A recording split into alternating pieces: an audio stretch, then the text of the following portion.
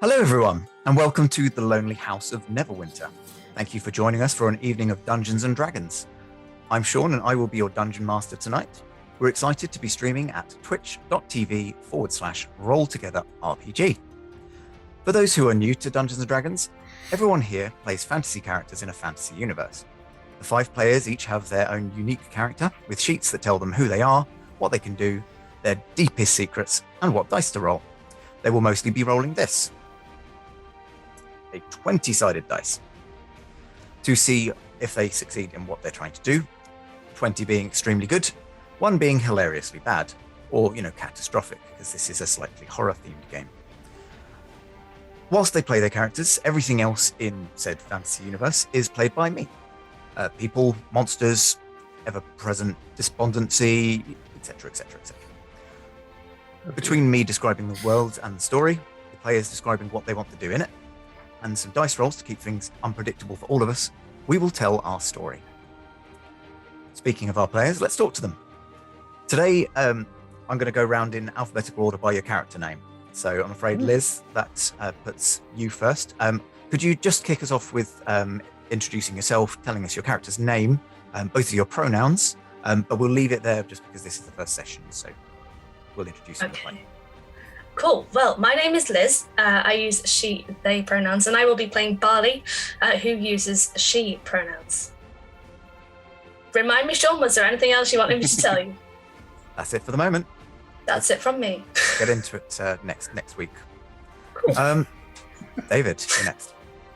Woohoo! I still remain to be David Shears. Pronouns are he, him. The character I am playing is Eltrion. Pronouns he, him. I won't give away the surname, nor will I say anything else other than I'm sporting late season Jaime Lannister hair. You can draw an inference from that. You're the you character. Might be right. Oh gosh. This greying brown business. Is that late season Jaime Lannister? No. It's quite a late season Jaime Lannister. Yeah, he cut off the golden locks and all that sort of business. I gave up after a certain point. I mean, I wish I had. And John. Hello, I am John, or Jonathan, if you're feeling formal. I use he, him pronouns, and I will be playing Juliet de Clidero, who uses she, her pronouns. And Chris. Hello, I'm Chris. I use they, them pronouns, and I am playing Murine, who also uses they, them pronouns. And Lola. Hi, I'm Lola. I use they, she pronouns, and I am playing Swaski, who uses they, them pronouns. Excellent. So, before we kick off, this stream will run for 3 hours, and there will be a roughly 5-10 minute break somewhere in the middle. We can't say exactly, as we are improvising as we go. We're delighted to be sponsored by HeroForge. HeroForge offer fully customizable tabletop miniatures with dozens of fantasy races and thousands of parts to choose from. Yeah, you can see that Chris is holding up one of their color-printed miniatures right there. The easy-to-design tool lets you build your perfect miniature online using a fully 3D, in-depth character creator right in your web browser. HeroForge is constantly expanding the catalogue of customization options, so there's always something new to check out at heroforge.com. We're also delighted to be sponsored by UltraPro. Get your tabletop organized with character folios and dice bags. UltraPro is the leading manufacturer and supplier of gaming collectibles, accessories, and other paraphernalia. Join us in Twitch chat today to win a gift voucher. Just say something and you'll be entered into a random draw, which that was a figurine of adorable power, wasn't it? Which one? Well, Liz has got a gazer, so nice. That's a roper. The angry pool. chocolate pudding emoji. The very angry pool. Rock. Yeah, so join us in the Twitch chat. We could win a gift voucher. Just say something and you'll be entered into a random draw, which these can be given all over the world. Just head over to ultrapro.com.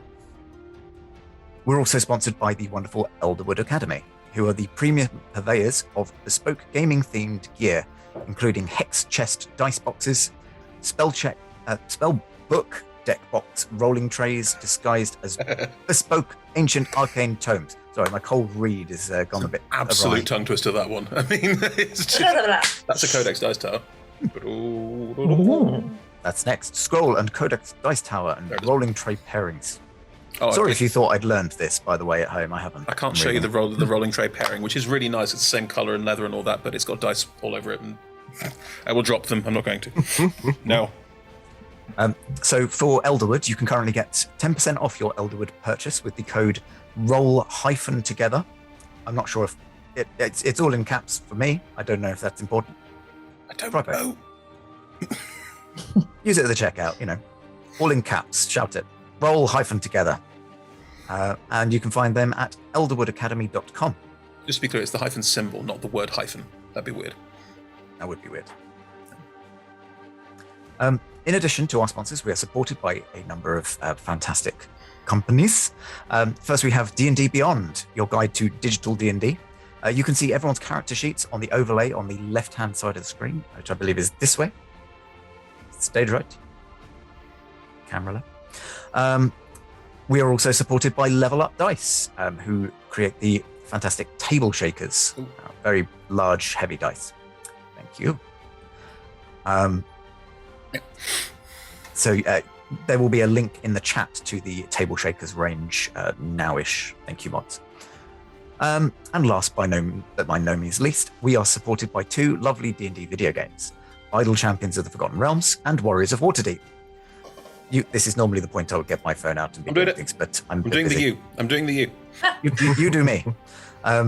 You can see some codes at the bottom of the screen. You can type !Idle Champions and !Warriors of Waterdeep into the Twitch chat for download links.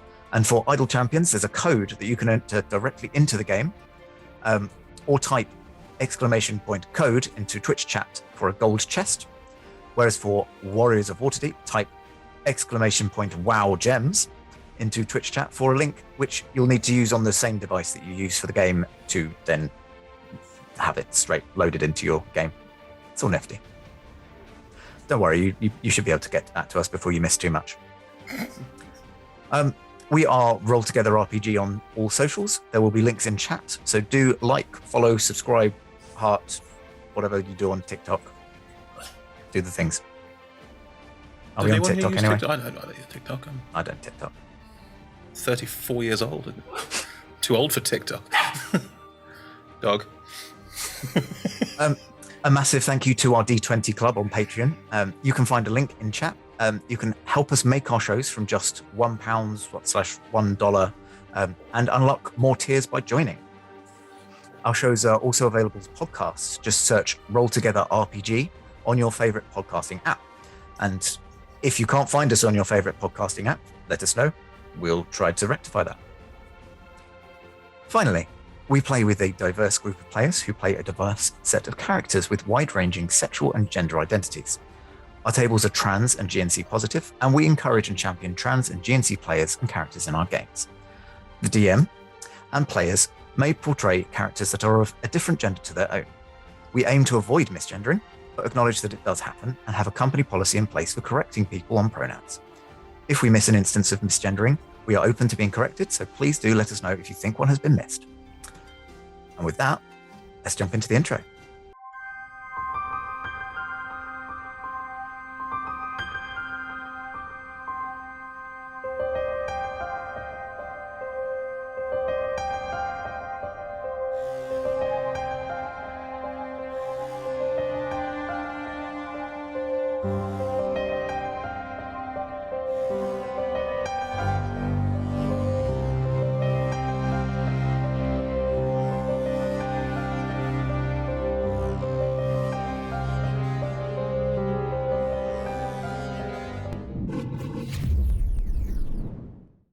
Welcome back. So, let us jump into the Lonely House of Neverwinter. So, the scene is one of a kind of dusky redness hanging over Neverwinter in that kind of Victorian Gothic style that, many films of this genre are wont to do.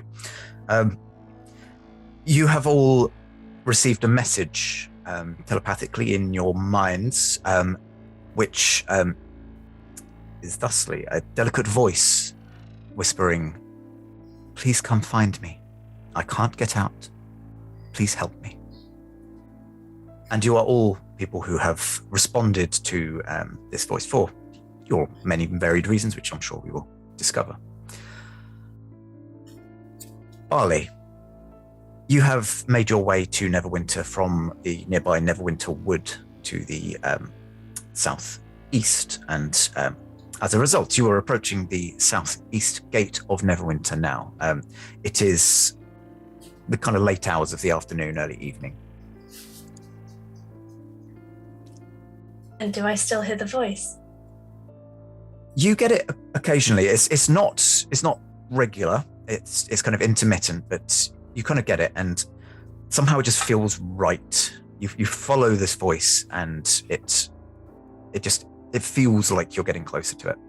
Would you like to describe Barley? Sure. So Barley is quite tall. Being a furbulk, she does stand quite tall and quite proud.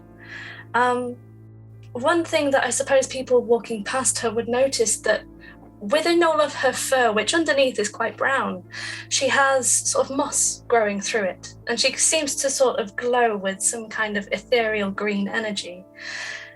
That all sounds quite scary, but she looks and behaves quite meekly. She's quite gentle, really, for one so tall.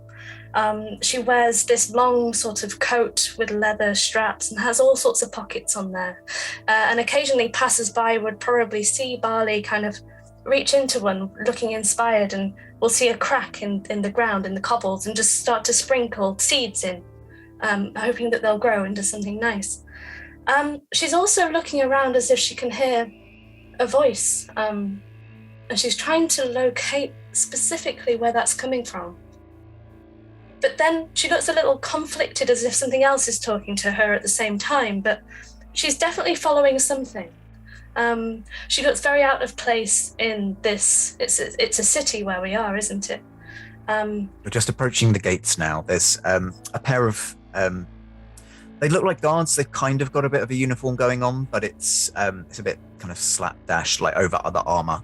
There is a dwarf and a human standing either side of the gate. Hello. Hello, welcome. Welcome to Neverwinter. Thank you. Would you like a seed? They kind of look at each other. Okay. I'll rummage around in quite a few pockets, actually, and start to just pull them out one by one, telling them the name of the tree that dropped this specific sycamore seed, going through routinely through all of the seeds so that they know exactly what they've got. All right. Are they edible, or are these for planting? You plant them, ideally in soil. I've been trying with the cracks between the cobbles. Right. That's best, really. Wait for rain, and soon there will be a sprout, and soon it will grow. Oh, brilliant! Great. Well, yeah, we'll do that. Thank you. Could you tell me, kind people, where the voice is coming from? They kind of look at each other, and the human pipes up. I think you're talking about the one in the near the chasm.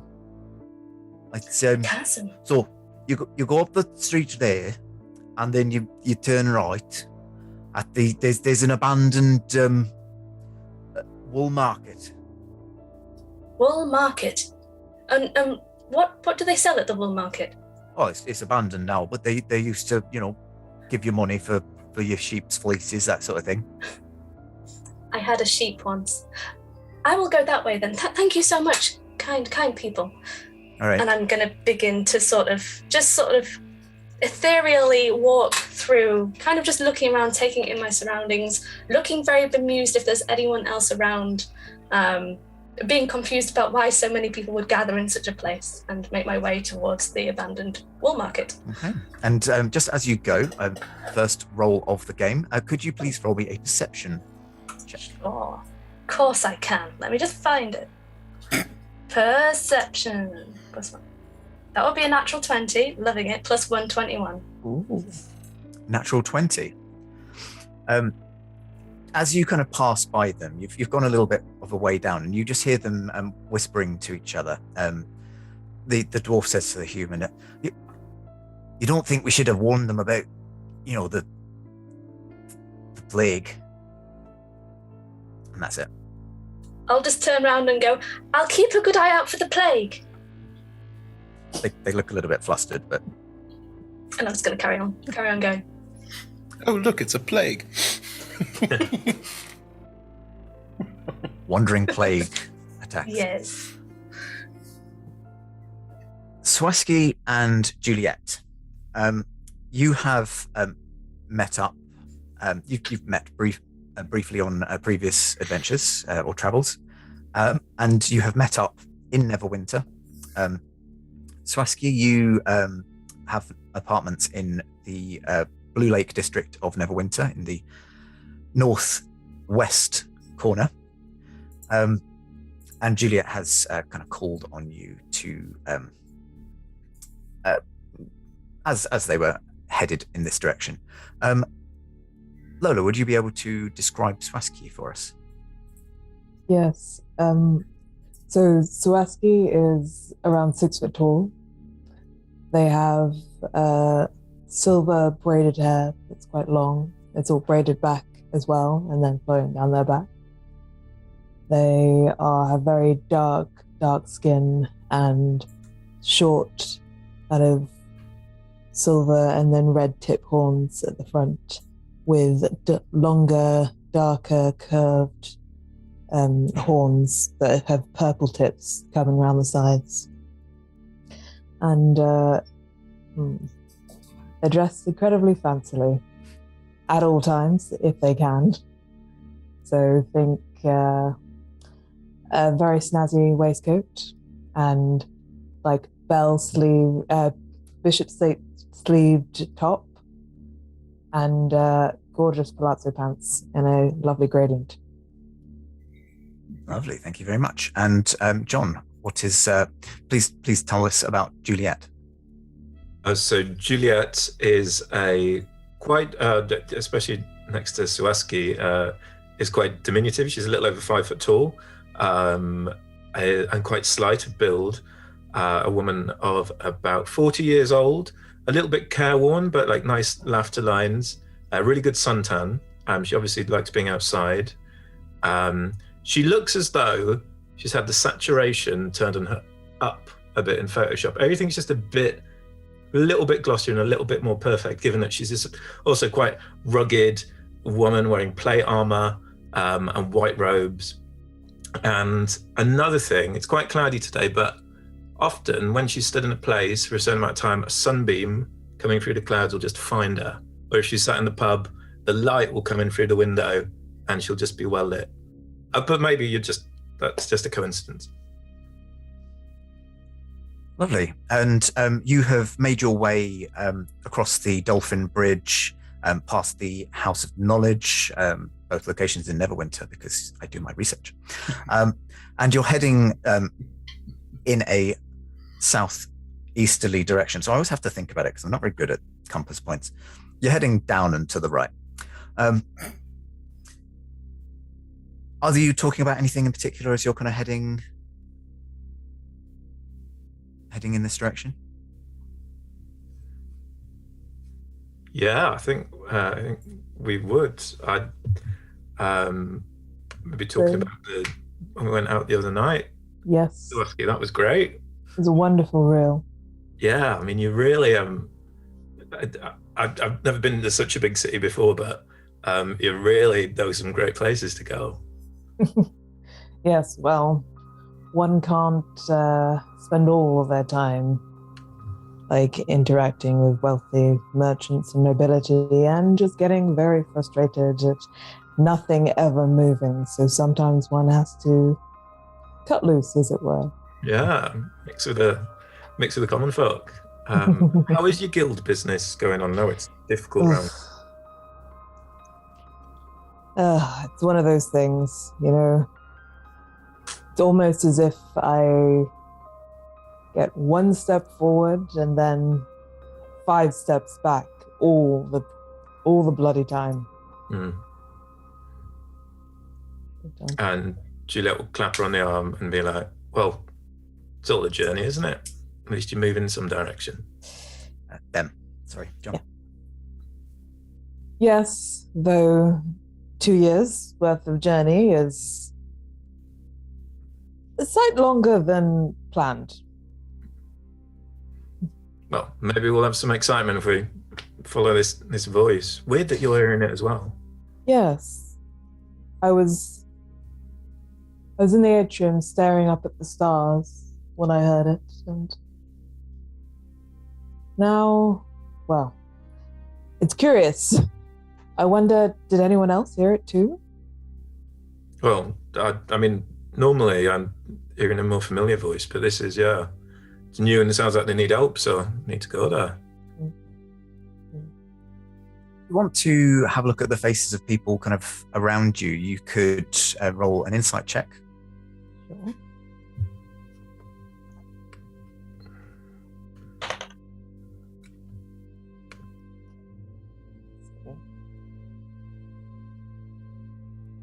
Six for me.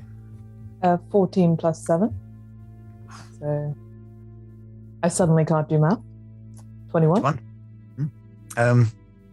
So Juliet, you're kind of just scanning around. You weren't necessarily paying attention. You kind of had the thought and said it out loud, but didn't kind of follow up on it. You just kind of looking around. But Swaski, being asked this, you have made a conscious effort to have a look around. And one thing that you have noticed about the voice is it doesn't seem to come to both of you at the same time. It's not like it's not like a broadcast, coming over to everyone at the same moment. It's sporadic for both of you, and it will kind of hit both of you at just random times. And you do think that as you're passing people, sometimes they get a little bit distracted, as if they're hearing something, but a lot of people are just kind of getting on with their day, almost as if they're used to it and accepting that this is just one of those weird things that is happening right now. Has this have they heard it before, this voice, or different voices? Is it quite common? Without asking someone, you wouldn't know. You mostly kind of looked out just to see if you kind of passed someone who had a crossing look on their face of someone who's suddenly having a pleading voice in their head, and you thought you caught a couple of glimpses of people that just briefly the DM does a weird look off to the side for our podcast listeners. Yes. Would we all be aware of what happened during the spell plague? Like, is this sort of thing, common's a strong word, but not surprising? It's not that ancient history, and actually there are effects from the spell plague that have only fairly recently been kind of resolved, and especially I think everyone would have heard of the spell plague. It's a big enough event in history that you kind of know, and there are places in the history books that would be picked out as places that have notable events. Neverwinter, for example, has the Moonstone Mask, which is a floating island pub. It's located on an earth moat, which has detached itself from Neverwinter and floating around as a product of the spell plague. And then you also had the devastation by the eruption of Mount Hotenau, which is how I pronounce it. I don't know if that's how it's supposed to be pronounced, but that's how I pronounce it. It's so hot right now. So hot. So hot. So hot. I will admit I pronounce it Hoteno, but that's also because that's a village in Zelda, and I don't know if that's related anyway. I've always pronounced that Hatino. Fascinating. Hoteno. You say Hatino, I'll say Hoteno. This is on a postcard, please, chat. I digress. And then there's also the eruption recently. So there have been incidents which people are kind of just getting on with it. There's a very kind of stoic atmosphere around Neverwinter since it's kind of survived these two events and more, where people have just this is our city. We're going to rebuild. Oh, great. There's a creepy voice. Good. So you're chatting and you're walking, and you are approaching the area, and it's almost as if the voice is kind of getting louder, more insistent, almost, when it sporadically comes to you. So you feel like you're going in the right direction. And this is where I shall cut. The camera pans out and then in. David and Chris, your characters, Eltrion and Murine, are making your way through the kind of underground network, the kind of sewer system and lesser traveled parts of the city, towards the southeastern quarter. I roll a survival check. Of course you may. 23. 23. You know these routes like the back of your hand.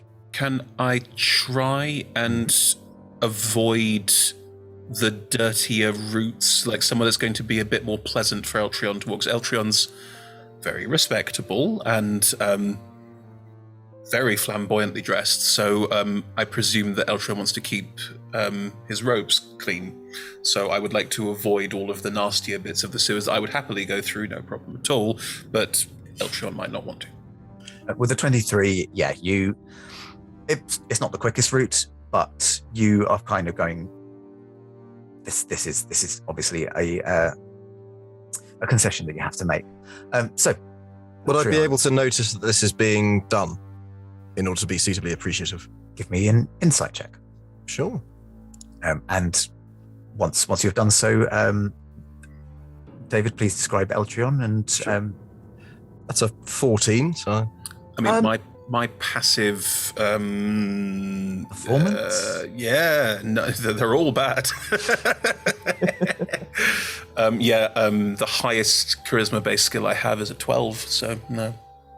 Yeah, I think you're aware of kind of what's going on. We should go this way. This way's definitely faster, and perhaps better for you. Maybe. Eltrion gives a nod of approval and makes a note to subtly cast prestidigitation to clean himself should any of this sewer filth happen to be upon his person. I mean, I'm always filthy. It's up to you what you want to do with that, but Murine has never seen a bath. The tap of cantrip hit, now the run dry.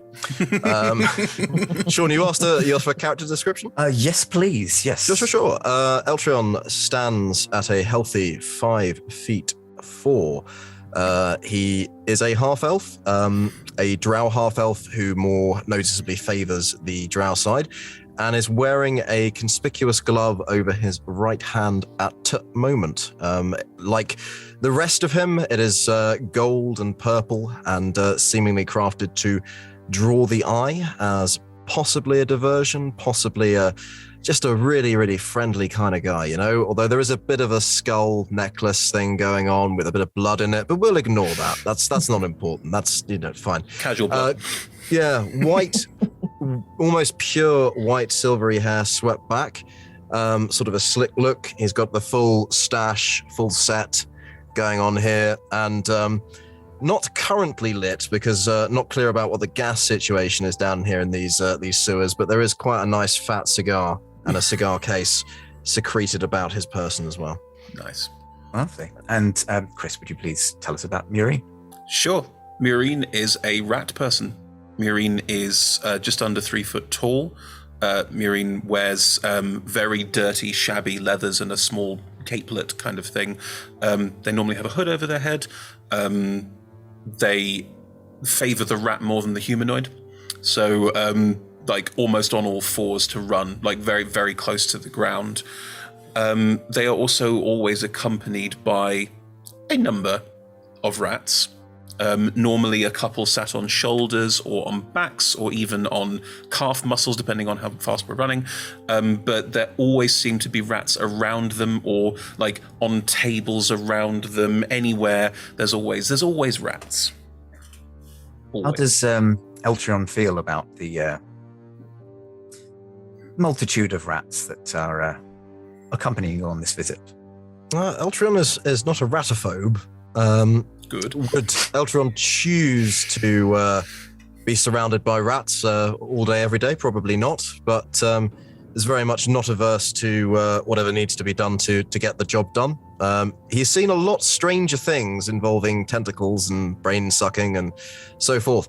So this is another day in the big city. They so to would speak. avoid other people's personage unless there was specifically that was okay. So they're not like on Eltrion or on anyone else unless people actively want that to happen. But yes, Yeah. moving through.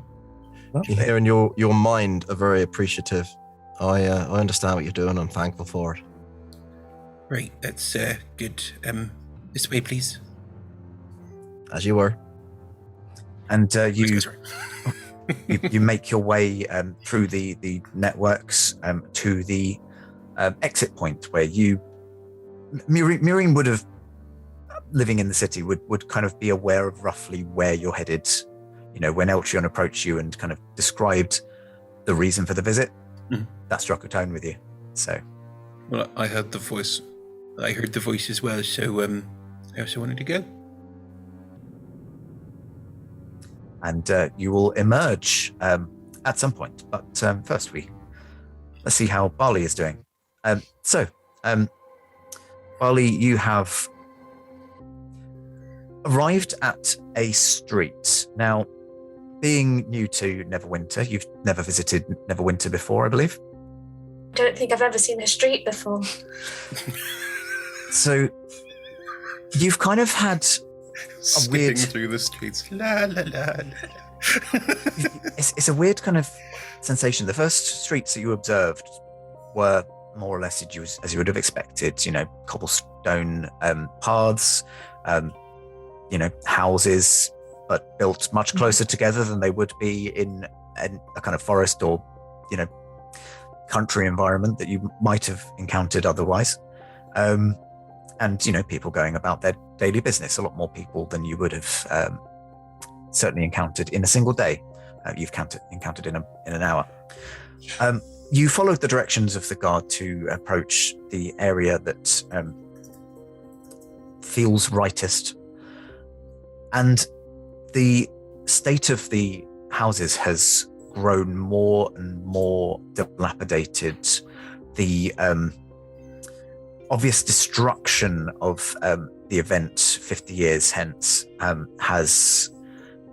is still showing on a lot of these houses. There are kind of lean-tos up against buildings that themselves are still too derelict to inhabit. There are places with roofs that have caved in, but that there are still families of 6, 7, 8, all trying to kind of cram into the safest sections. It's a very kind of downtrodden, like poor to do kind of area. You can see that there's a number of people just kind of sitting on the streets, caps in front of them, not really making eye contact with anybody. What would you like to do? I think I'm going to drop a few seeds in the caps and keep on going. And then I think some of the buildings that are looking more dilapidated, I will just run my hand along the brick or the wood of these buildings, just checking to see if anything is corrupting them or if perhaps some dark magic is doing this. Because the only thing that I would know would be dark magic that could cause something like this to happen. Okay, I think if it's specifically magic that you are considering in this instance, that would be an arcana. Okay, I will roll that. In total, that is 12. You don't get a sense of anything magical, but it's that kind of unsatisfying feeling of I can't work it out, you know? Okay. Do I see anywhere that looks like an abandoned wool market? Oh. Around this place? You would have passed that. It was it was the sign for you to turn right. Good. Well, in that case, if it doesn't feel like anything immediately magical is causing this dilapidation to happen, I think I'm going to walk up to some of the people with the hats out and just ask them, is the voice this way? Is this where...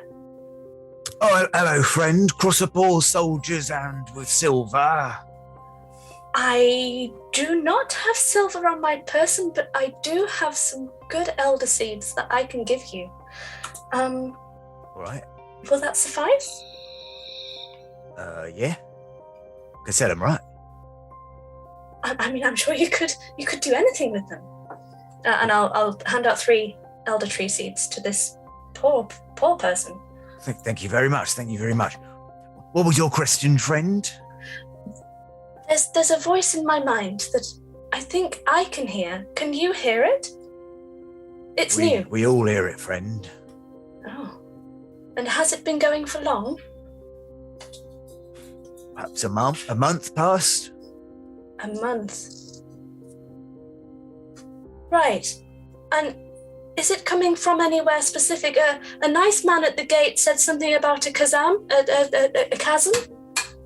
Oh, the chasm. Yeah, no, that was that was relic from the spell-plague years. Those were. It's been magically sealed. No, in fact, you're standing on it. Oh. Yeah. Is it mine? I'm sorry. Never mind. So I was told to go towards the chasm, and if I'm there now, the voice is coming from beneath me, or? Well, there's a set of streets that you'll want to go down. You might be wanting. I could probably take you there. That would be magical. Would you mind? No. I'll take you there. I didn't catch your name, friend. My name's Barley Flatcakes. Pleasure to meet you, Barley. The name's Franklin. Franklin, that sounds nice to say. Come on, Franklin. As you're kind of having this conversation, Swaski and Juliet, you are approached from the northwesterly direction, and you have come into this area of the city. Given that you've recently been in the Blue Lake district, which, although it was affected by the eruption, it's been inhabited by a lot more of the slightly more well-to-do kind of. Sorry, there's a doggo now. The kind of merchants and people who are trying to make a name for themselves. So it's much more.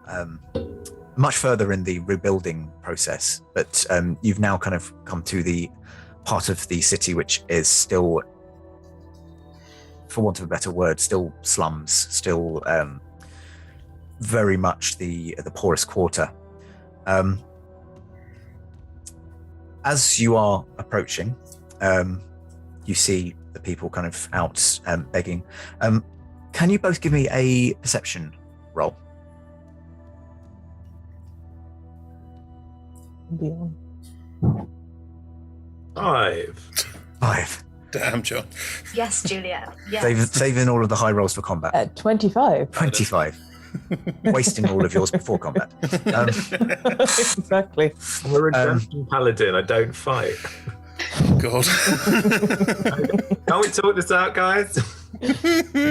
So Juliet is very much distracted by the hardships faced by the people of this neighborhood. They, they are tugging at your heartstrings, and as a result, you are not your most observant at present.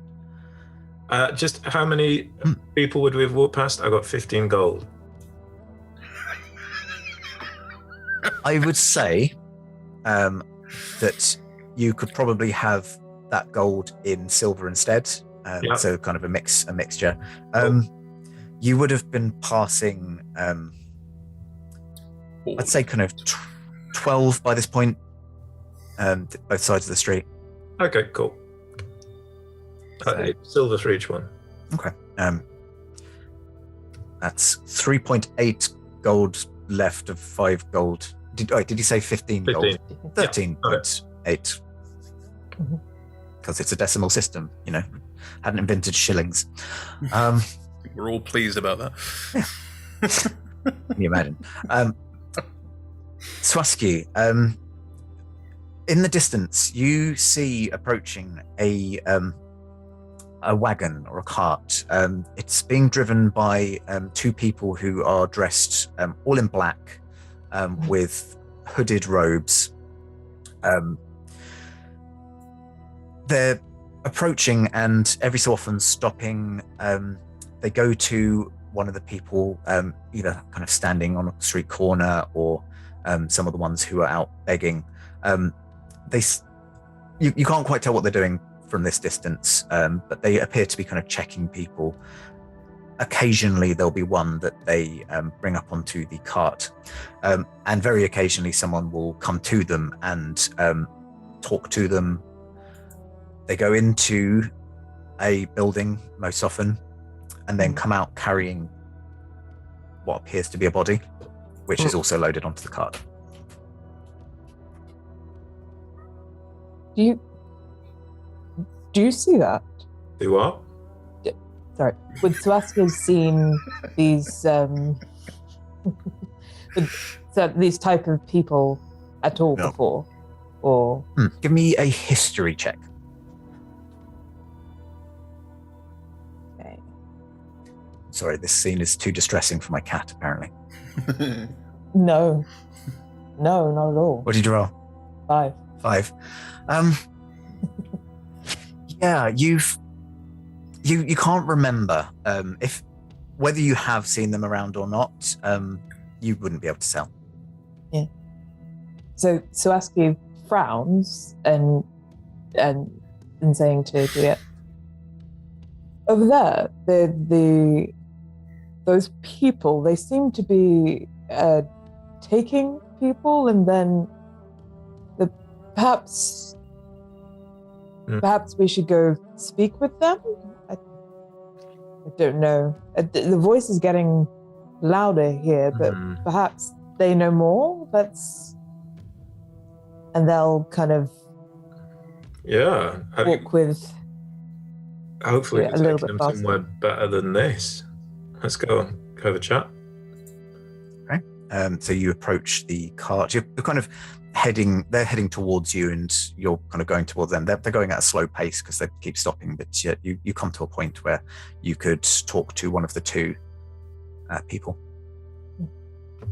Oh, there. What's happening here? The first person that you talk to moves their hands in a way that you gather to be a form of sign language. And when you don't respond, they click their fingers, which notifies the other person who approaches and says, "Yes, how could I be of service?" Oh, I noticed you in the distance with the talking to people in the bodies. I was curious. What's happening here? Is there anything we can do to help? This is it's a difficult situation. This is a result of the plague that has been occurring recently. I'm afraid we are collecting the dead, and those that we can deliver our Lord Glenvor's mercy to, we are collecting as well. You may roll a religion check, both of you. Barley, you are also close enough at this point that what's your passive perception? My passive perception is 11. 11. Could you roll me a perception check then? Of course I can. True to form. Swaski got a 5. 5. Yeah, not very with their religion. I got a 7 for a total of 11. Okay, not bad. You would kind of know the very basics. Kalimvor is a god of death. The symbol is a set of scales, but beyond that, you don't necessarily know really what they're talking about. A very different religious focus. And you are taking these who are on their way to a place of comfort? In a manner of speaking, yes. Liz, what was your perception roll? My perception roll was a 5, Sean. 5. I think you're very engrossed in your conversation with Franklin at this point, so you've not noticed. So, myself, I am cousin Bagabel, and this is cousin Valor. We are collecting those who, for whom the plague has progressed too far to be able to. Can I insight? You may. So just something a bit shifty, a bit Burke and Hare about these two. 21. 21. So you want to know whether they're being dishonest or kind of what the meaning of their words are? Stealing bodies for medical research? Yeah. is this some kind of scam? Are they actually religious folk and they think they're doing good? Or are they giving me fluff? I can tell you that they are religious folk. They are. They genuinely believe that what they're doing is the only path to redeem the souls of the people that they are rescuing. However, with that high on insult roll, you also gather that their method of preventing their suffering from continuing also happens to prevent their living from continuing. Dispatching these people to an earlier, right? Just checking my oath. As a what are your two passive perceptions? Usually 10 plus your 17. perception. Is there 17? someone on the cart saying, "I'm not dead yet"? Yeah. We're steering away from. Bring out your dead. Bring out your dead. I have checked my oath, as paladins want to do. I imagine it's on like a little. No, this is fine. On the list of things I give two shits about, this is low. Yeah. As long as they've lived kind of like valid, fulfilled lives, I'm happy with it. It's just the first syllable in "oh fuck it," isn't it? So what was your passive perception? Did you say 17? Yeah. Crikey. Okay. Well, with a passive of 17, you're kind of looking about, and you notice that the bodies that have been loaded onto the cart, none of them have heads. Eltrion and Murine, you emerge from the sewer network into this is a safe house that Murine is aware of. Sure. Yes. Sure. Before we emerge from the sewer network, would there have been some standing water nearby? Yeah, certainly there would have been. In which case, Eltrion would hand Murine 4 empty water skins and just say, and again in the mind, if you'd be so kind, would you mind filling those for me? I'm not quite strong enough to hold them myself. Later on, when we've solved whatever this is happening to us, I'm planning on experimenting to see exactly what level of creature I can communicate with using my mind. So, if you gather up some water for me, I'd be most appreciative. It's not very clean. Oh, I'm not planning on drinking it, Marine. I'm just planning on sciencing. Okay. Do you want? I've got some clean here if you need a drink. But No, it's fine. It's fine. Do you want like the dirtiest water, or do you want like some dirt? Like, what level of dirt are you looking for? if you could try and find like a mixture with some that's very dirty and some that's not quite as dirty, and then, you know, it gives me an option to do some more experiments later on. Okay, I shoot off and do as I'm asked immediately. Cool. Thank you kindly. Just for the sake of it, could you roll me a sleight of hand? Sure. 7. 7. Yep. I mean, you do as asked. Given enough time, you are able to do anything that's asked of you, pretty much. But it's not the deftest. You do get a little bit wet, a little bit filthier in places from.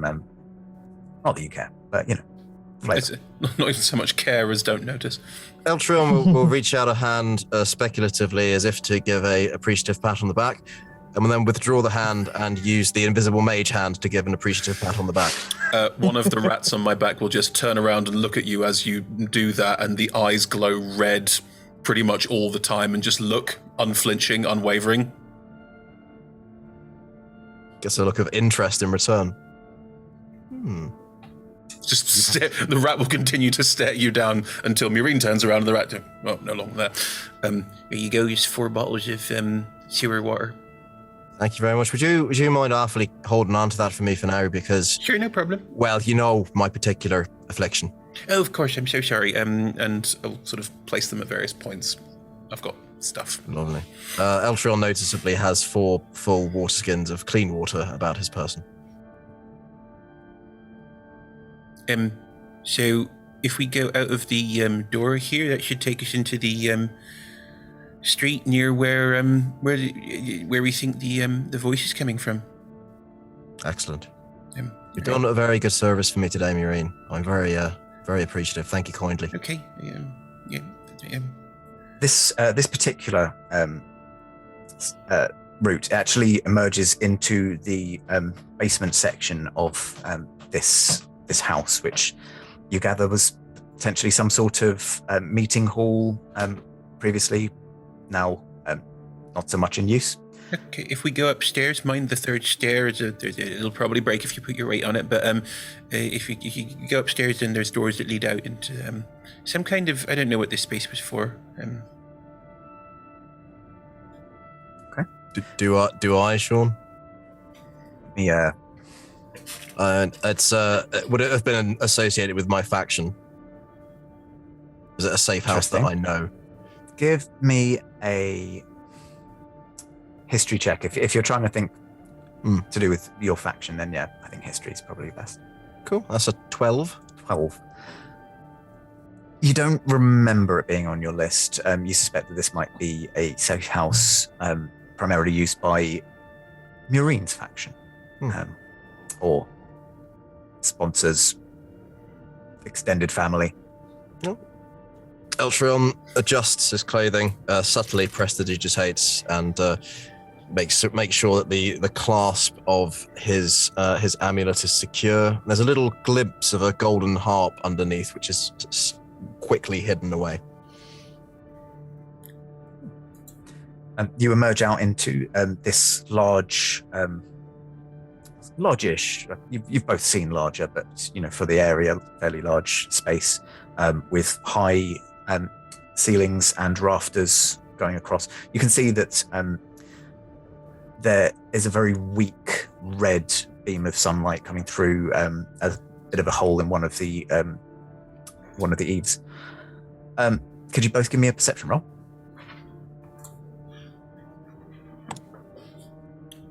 12. 13. 12 and 13. Ooh, 11 even, sorry.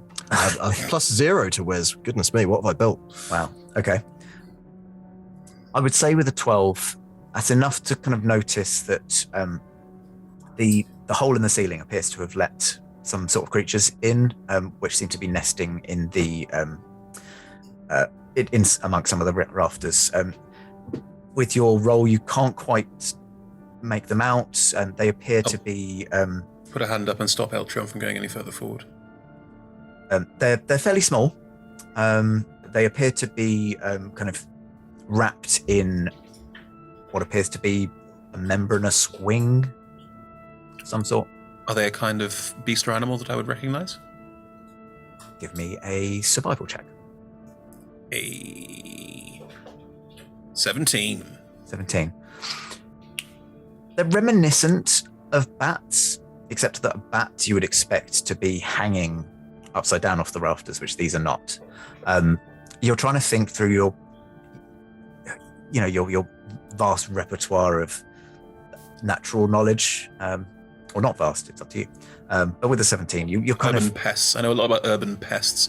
Yeah. Because I am an urban pest. Your go-to was bat. They're not bats. So you don't really recognize it. You see these creatures in the rafters. Would you like to do anything in particular? Or are you going to head out into the street? Eltrion, In your mind, you hear, yes? how good are you at... Hang on. I try and talk in my mind and see if Eltrion can hear it. Doesn't quite work that way, Marine. We've been over this. Sorry, I forgot. It's okay. How good are you at being sneaky? How sneaky do I need to be? I don't know. If you guide me, sure I can. Give it a go. Okay. Not exactly dressed sneakily, though. Well, let's try and be sneaky, and if we can't be sneaky, then I'll work something out. Eltrion entertains for the moment the idea that drenching himself in sewer water might make him less conspicuous, but then rapidly dismisses that as unbefitting of his status. Can I roll a stealth Okay. check? You may roll some stealth checks, yes. 27. Ooh, not bad. 18. Yeah, I think, the medium point of that is very, very good. And you can see that the red light from outside is starting to take on purplish tones of kind of later evening now. Mhm. You managed to... Are you trying to sneak out of the house kind of unnoticed? Yeah, you emerge out onto the street. You glance around and nobody seems to be looking in your direction. You believe that you've emerged, pretty surreptitiously. You can see the scene very much as described. Desolation, destitution, other things ending with ocean. That we won't go into for, a family show, which this is not, but I'm not going into it anyway.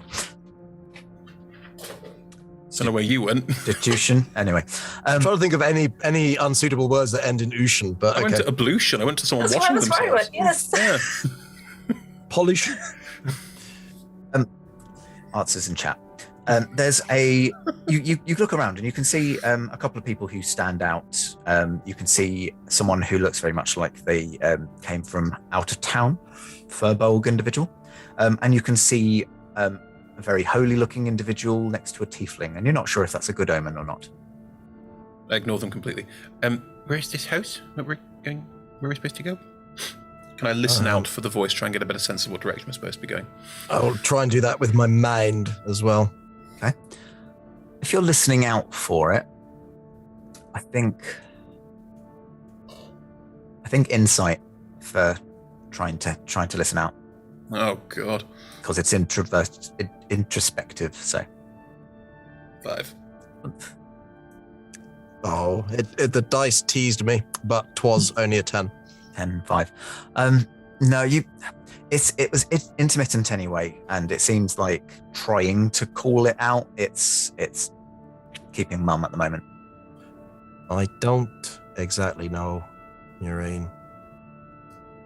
It's like there's some sort of interference or something. There isn't, but Eltrion is just trying to... Okay. I take it completely at face value. Right. I'm going to reach up to my shoulder and take a different rat off my shoulder and hold it directly in front of my face and just start whispering. I'm casting Beast Sense. Which I get 1 freebie of a day. Good. And I ask, doing character. Stuart, can you have a look around for some weird stuff? Anything that's out of the ordinary, okay? You right, buddy? You good? Right? Oh, that's good. And a rat just goes off and is going to search the neighborhood for weird stuff. Okay. Are you searching particular place or just I mean, no, the neighborhood. Looking for something strange. Anything out of the ordinary from a rat's perspective with an intelligence of... Yeah, 1. So, I mean, mine's only a 9, so, you know. Well, we'll keep that in mind, and you all just kind of hang by the door for the moment. You're all more or less in the same area, so I would say at this point that you probably all could have noticed each other, compared to most of the people, possibly excluding the 2 priests of Kalemvor. Can I maintain my 27 stealth? Yes, you. Oh, yeah, that's true. No one notices Murine. It's the way Murine I think for some reason, with all of the finery.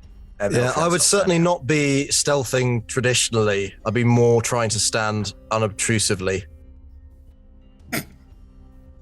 So, just a very inconspicuous lean. Yeah, I would say possibly with the exception of the 2 who have made active stealth rolls, you probably could notice each other. Certainly, they have noticed everyone else, but Barley, you can have noticed Juliet and Suaski now, and you 2 have probably also already clocked the Furbolg, who appears to be trying to coerce a beggar into standing up. So you've noticed that. Sorry, left you with coercing a beggar. I would like to just briefly say, because we've clocked them, right, Sean? Yeah. Hey, Murine, do you like practical jokes?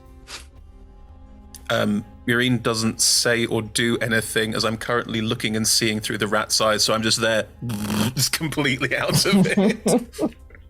Silence means yes. I'll take that as a yes. Looking at the obvious holy person, just thinking this will be fun. You hear it. Juliet hears in her mind, "Help me! I'm trapped. Help! I'm behind you on your right shoulder."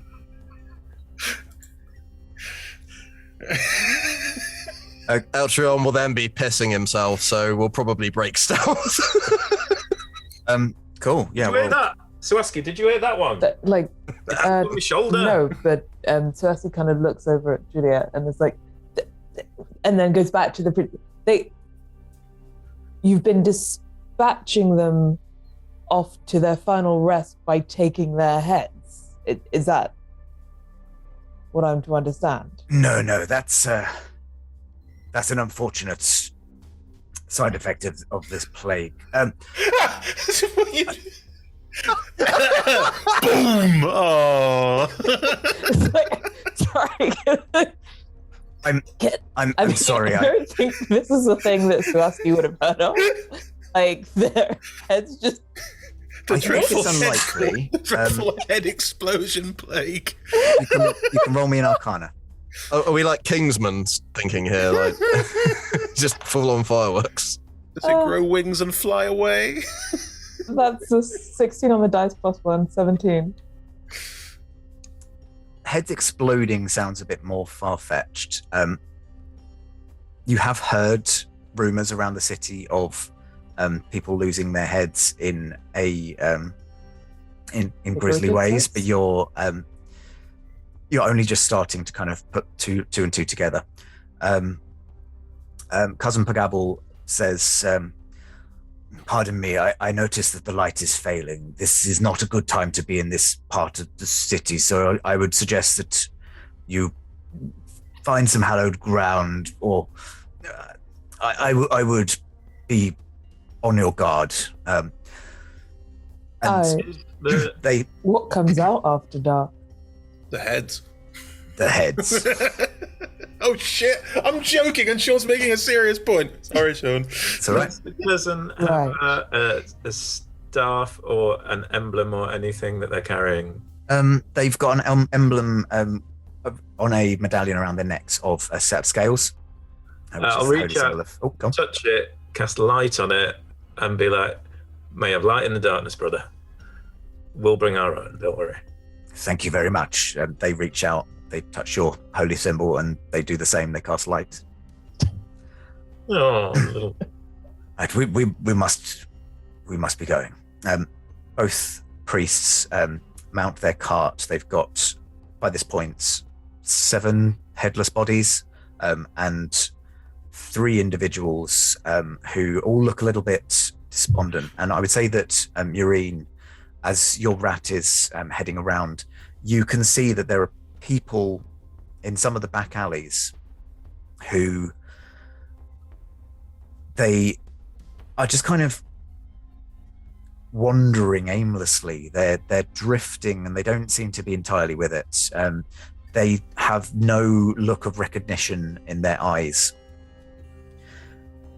As the sun sets over the horizon, Stuart is watching one of these people in particular, who suddenly drops to their knees in a fit of what looks like excruciating agony as their ears elongate into huge, same size as their heads, membranous wings. Their features grow horns and their fangs become more demonic as their head rends itself away from the body. The body collapses lifelessly to the floor. And please would you all roll initiative? Slasky was looking horrified before. Now they're just like, the fuck?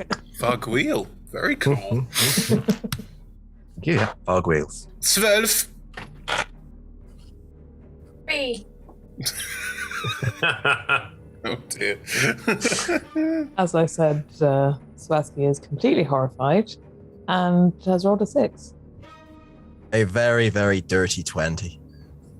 And half of that for me for a 10. The initiative crew. Check us out. Sean, I'd like to remind you that I'm still currently 27 stealth. I'm just putting it out there as a thought process that you can do what you want with. I'd like to remind you that I voluntarily broke my stealth and was therefore rewarded with high initiative. And I'm currently holding hands with Franklin, so we'll see what happens. Franklin dies. I just love the idea that you're just standing there like, this is a street. That's like me in real life, let's be honest. Oh, we're on a street. Just pop this seed into this crack in the street and the city council will get all pissed off about it. It comes in bites. Let them come. Let them come. You'll be glad to know. Well, actually, I'm not telling you this. You might be glad to know something. Sean, this might be a very silly question. Should I roll initiative for Stuart as well, or does Stuart go on my turn? Because my swarm, technically, it isn't a creature, it just goes on my turn. But Stuart is now a separate creature who is trundling. Separate rat. I would say that as you're higher up in the... well, you're currently seeing through Stuart's senses. Yeah. I think on your turn, around your turn, whichever you choose, you can. I think that's neatest. Sure, cool. Even I'm fine with as a free agent. I'll be honest, Sean. They have no combat purpose. Rats are not good in combat, so it wouldn't be that helpful anyway. So, the last vestiges of the day disappear over the horizon, and the city is bathed in a deep vermilion light. And as this happens, an individual observed by Stuart loses their head. You hear a screeching from the building behind Eltrion and Maureen, where a number of sleeping Vargwheel emerge, screeching from the building. And even one of the individuals sat on the back of the cart suddenly screams in agony, and their head tears away from their body. Eltrion, you have seen a person on a cart suddenly and painfully, excruciatingly lose their head, and you are up first.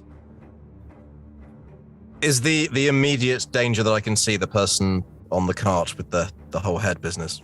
You hear the screeching in the building behind you as well. I hear screeching from behind me. Yes. can I roughly tell how many screeches, or is it just one homogeneous screech? You remember seeing about 3, maybe 4 creatures in the building behind you. Okay, there's a door behind me, right?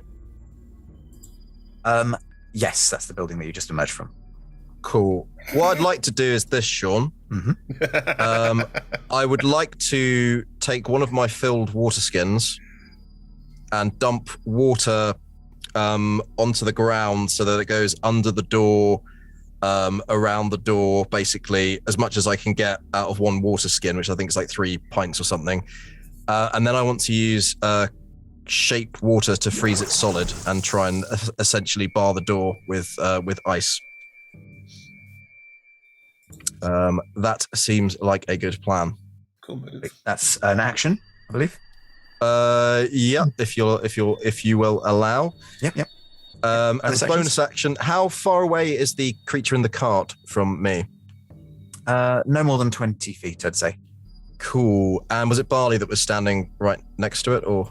Juliet and Swaski are still talking to the priests of Kalembor, who are the closest, technically.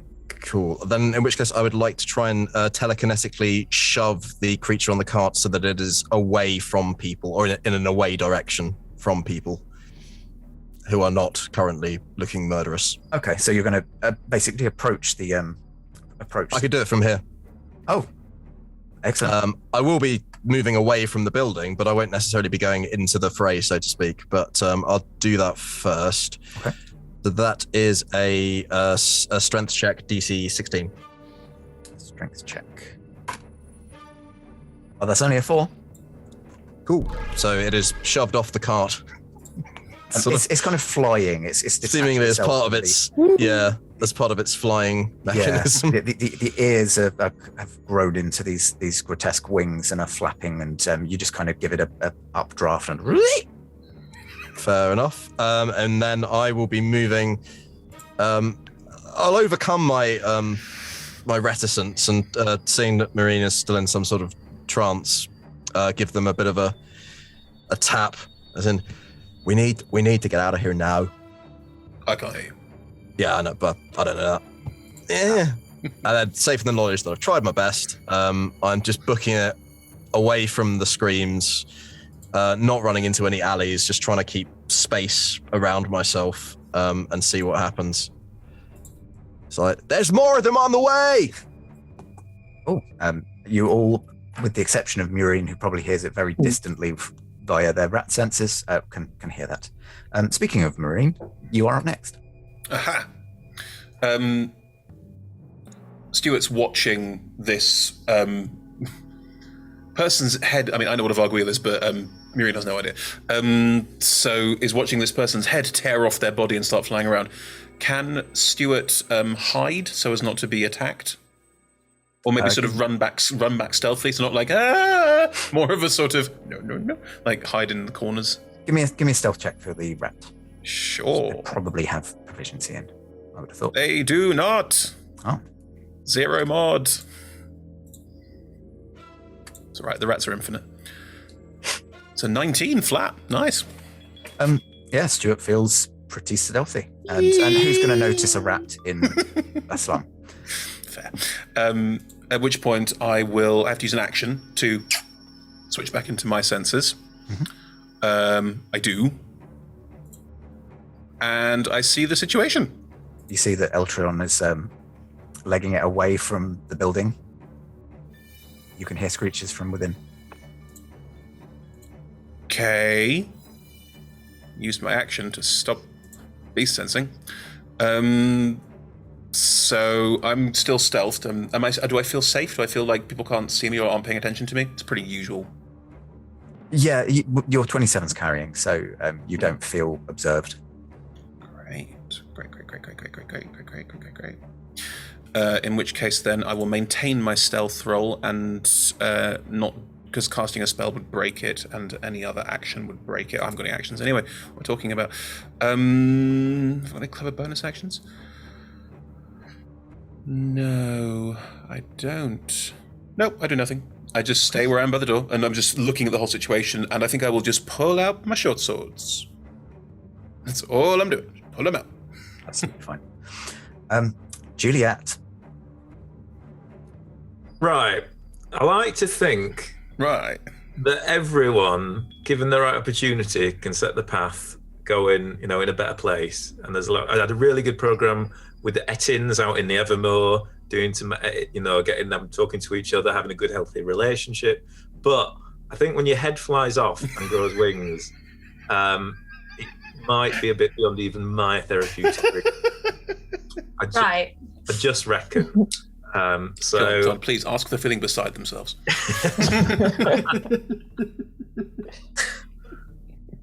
Tell me about your mother. Juliet is going to interpose herself between the flying head that she can see and Suaski, get her shield up, and I'm going to #bless myself and Suaski and the Furbolg. Making a tactical assessment of the most useful people in the street. I don't think I've noticed the other two. You wouldn't have. You have been actively stealth. Oh yeah. No. There's a half drow dressed in like gold and purple who's just out of nowhere pegged it away from the building. But Screaming, there's more of them on the way. Someone just went, no. That's all you've got from them. Right. Well, yeah. Belly and Swaski, you feel blessed. Anything else on your turn? That's me. That's you done. Okay. Swaski. Swaski's first reaction is to be like, melt, and immediately like traces a constellation on their chest, casts mage armor, and remind me, bonus action cantrip? Yeah, so you can. Lely? Yep, that's absolutely fine. Yep. Do you get to make an attack, or is it's just casting the spell? No. It's just 2 buffs. So it's up. Okay. Cool. You do that. What does your shillelagh look like? So it's my quarterstaff that's kind of at my back. So instead of kind of they go to kind of touch it, and it almost begins to twinkle, like there's these motes of light kind of settle on it, and it takes on a less physical looking form. It becomes a little bit like motes of starlight coating it, and you can't quite see the shape fully anymore. Nice. And I should have asked, what does your bless look like as well, John? So there's just for a very brief moment, there's a little beam of sunlight hits each of those people. It's night. Where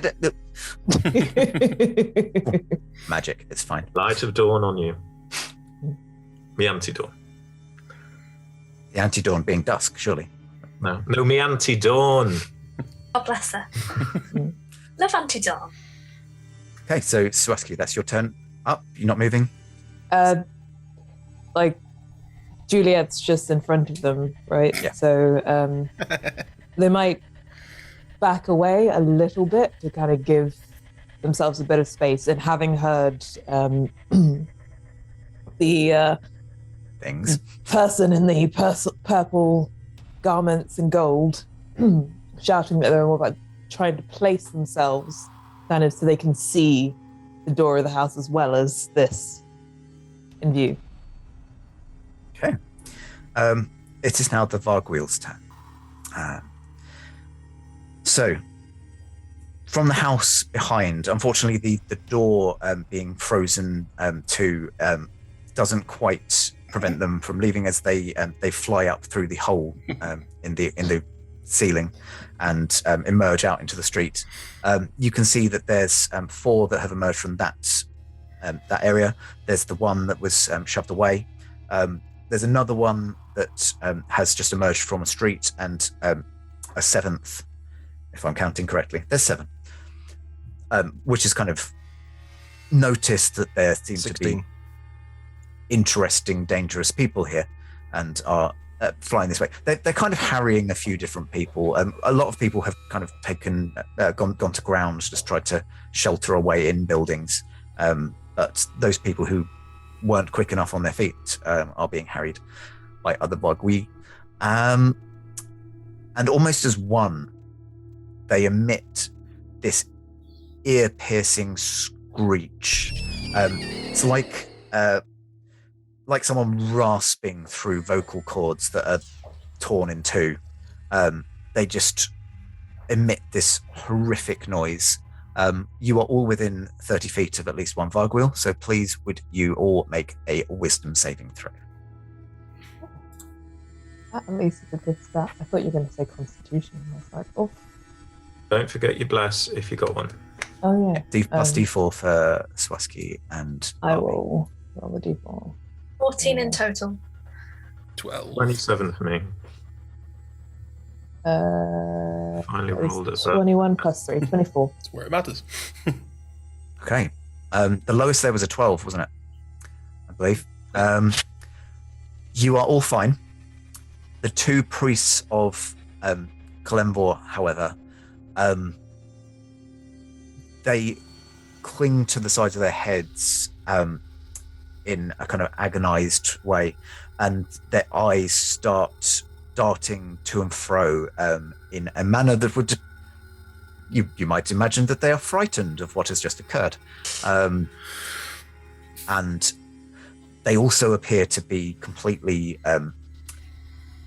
shocked. They're stunned in place. They're just standing there. They don't seem to know what to do. Their eyes are darting as if they want to move, as if they want to run away, but they can't encourage their bodies to move. You all, however, are fine.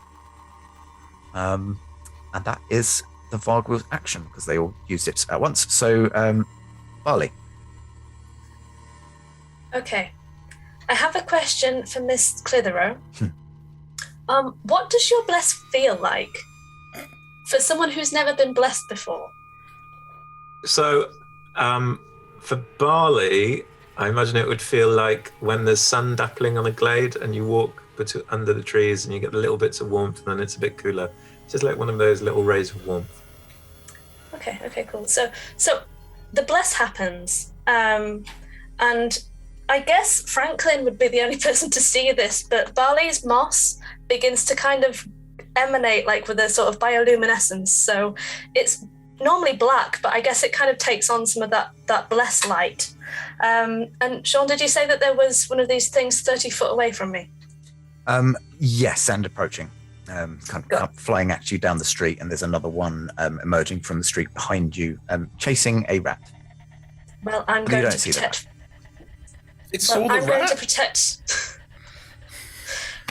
I'm going to protect Franklin. So I'm going to cast Eldritch Blast. I have 2, so I will cast one at one and one at the other. Okay. Please roll your attacks. Okay.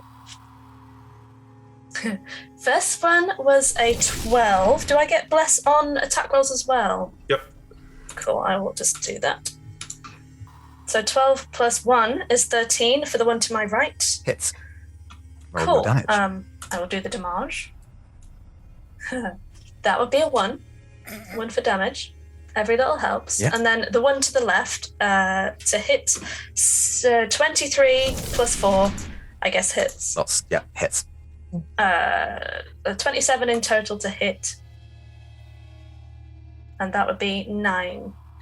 Nice.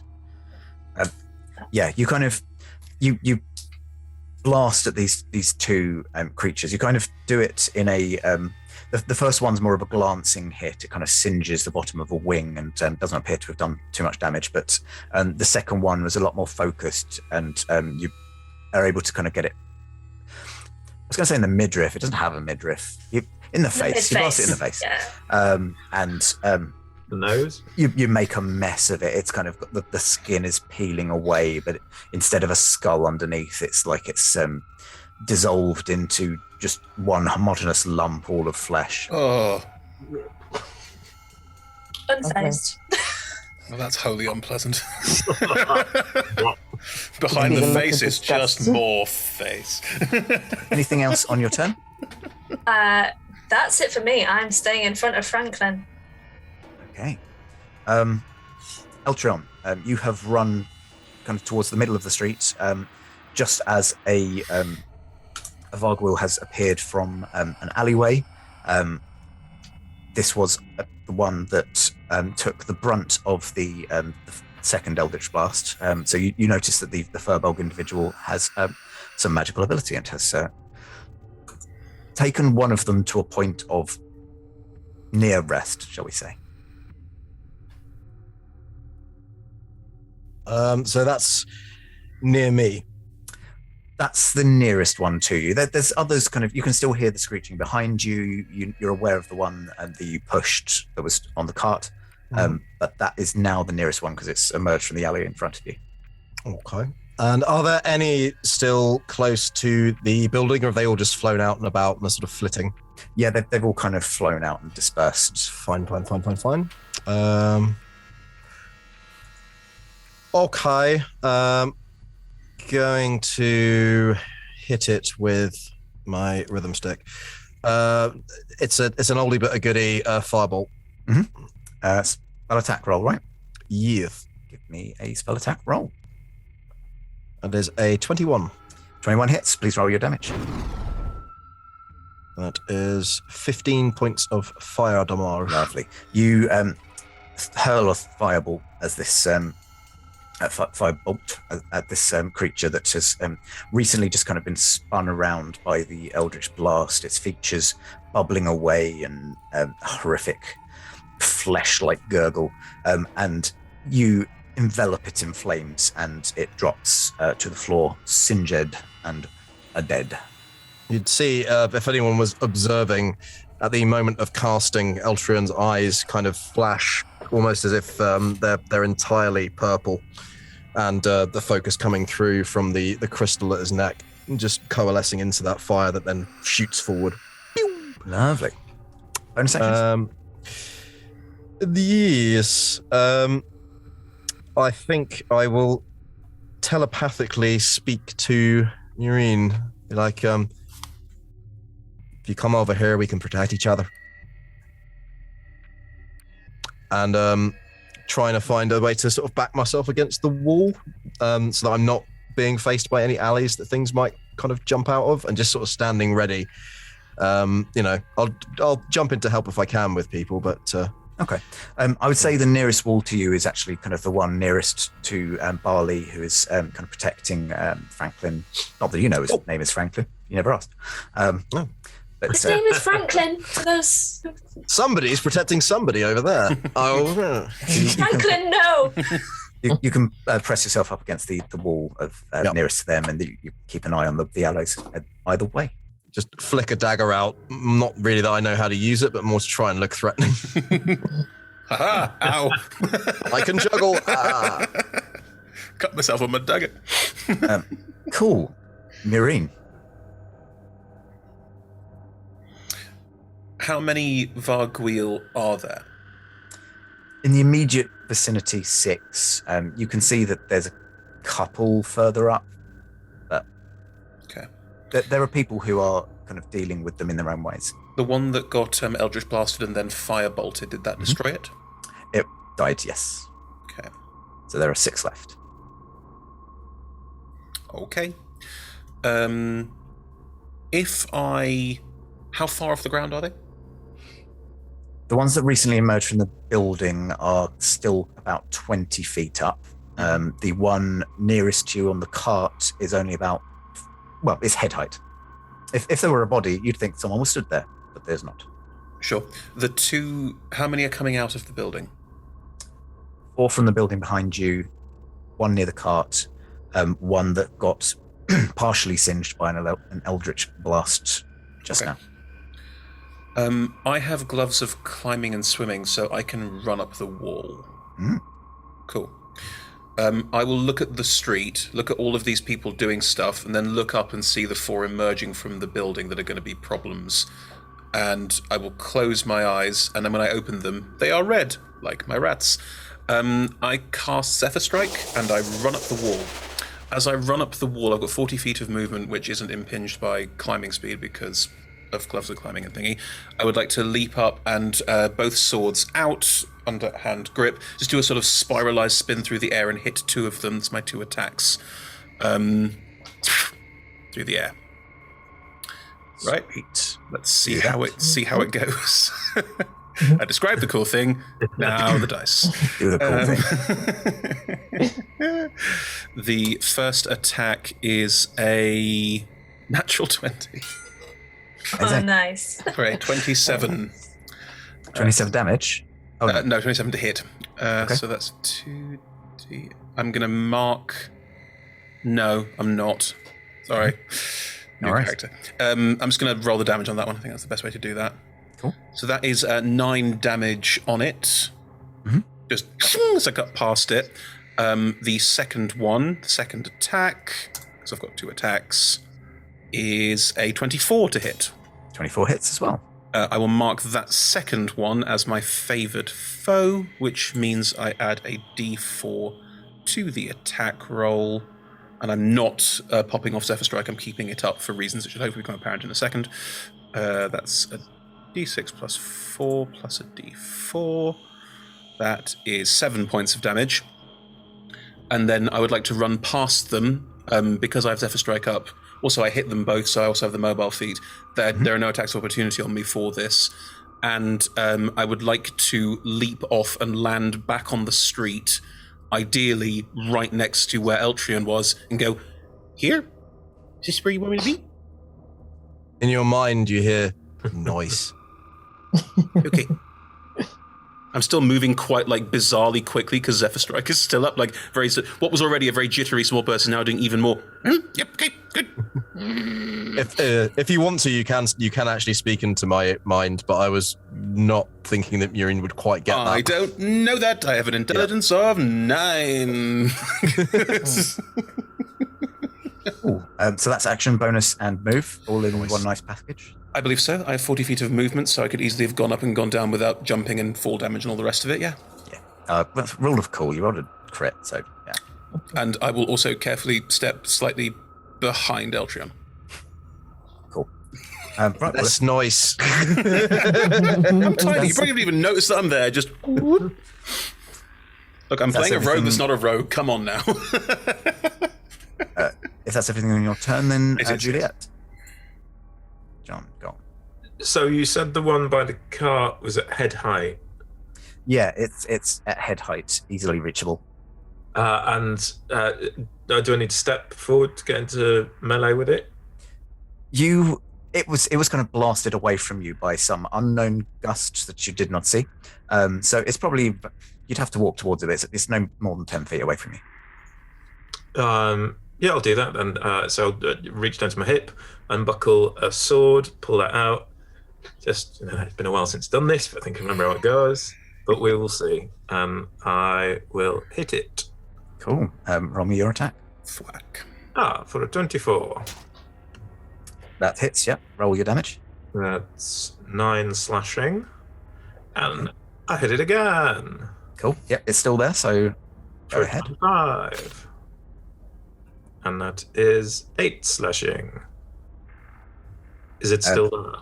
No, it's very much been sliced in two. You do that kind of cool anime-esque kind of shung shung. Quarters of the pie, just like Sweet. Well, that's action. Anything else with your turn? I'll move back in within just 5 foot, not like crowding Stursky, but just within 5 foot. I don't know if we would have talked about this before, but I got you on my shield, and if anything messes with you, I will intervene. Right. I'm not trying to crowd you. Your style. It's just protection. That's perfectly all right. I can use the defense. I forgot a thing on my turn, I'm sorry. Go on. The swarm also attack once as part of that, so in that spiral there's also a spiral of rats just go flying around me as all that happens, because I forgot that I've got a swarm of rats. Ratsnado. New Ratnado. characters, first combat, we're all good. What's Another 4 points of damage to the first one. the first one? That is precisely how much they had left. So you literally you slash one with your sword, and then your rats descend upon it, tearing flesh from, more flesh, and it is eviscerated. the process of tearing its head off, or does its skull just sort of get absorbed in? Well, Demonic, isn't it? They don't need skulls. Totally fair. See, now I'm envisioning that, like, instead of it being severed at the neck, like, the kind of head transformed and just lifts off the skull in this kind of weird, kind of pulling sensation of. I thought you were going to say, like rends the skull out, so it's decapitated but still with the skull. So instead of like tears the head off, it just sort of makes a little pop noise, and the skull stays there, and the face just flies off. Sounds like something from Mortal Kombat. Finish him! That's what I'm imagining, frankly. Yeah. I'm imagining that it does completely rend off, and you've got this grisly kind of as the spine kind of is pulled off, and the flesh around the neck comes. And then at some point the skull just plops out. The skull is its first meal. Are we saying that it therefore appears and shits out a skull because it's suddenly got a lot scarier somehow? What is this skullduggery? I'm leaving that to your imagination. What a first impression. Okay. Hey, so that was Noreen's missing attack. Juliet, did you have anything final on your attack? Your turn? Bonus action? No, that's good. If it's dead, I can't do my bonus. I'm good. Cool. In that case, Swaski, you are up. Okay. Gotcha. Right. The Vargwell in front of us is gone. Yeah, just been Dispatched by dissected. Right. And there are 4 others down there? There are still, so there's a very hurt-looking one and 2 others in the air above you, and then off near the flashy purple-looking individual, the suddenly appearing ninja rat-esque person, and the eldritch blasting furbolg. There is another one. Right. Okay. They'll turn to the priests and go while you still can, and then kind of stroke the gem on their horns and kind of flick out and cast guiding bolt at one of the ones that are down the way. Nice. Oh, wait, no, sorry, you said above them? Or? Yes, there's 3 above you, and then there's the one near to the other people near the street. Yeah, so cast guiding bolt on one of the ones above. Mm-hmm. The hurt one, or one of the 2 not hurt ones? You know, beyond having horrific wounds at the neck. Trailing, I think dangling one of the vocal 2 cords. not hurt ones. God.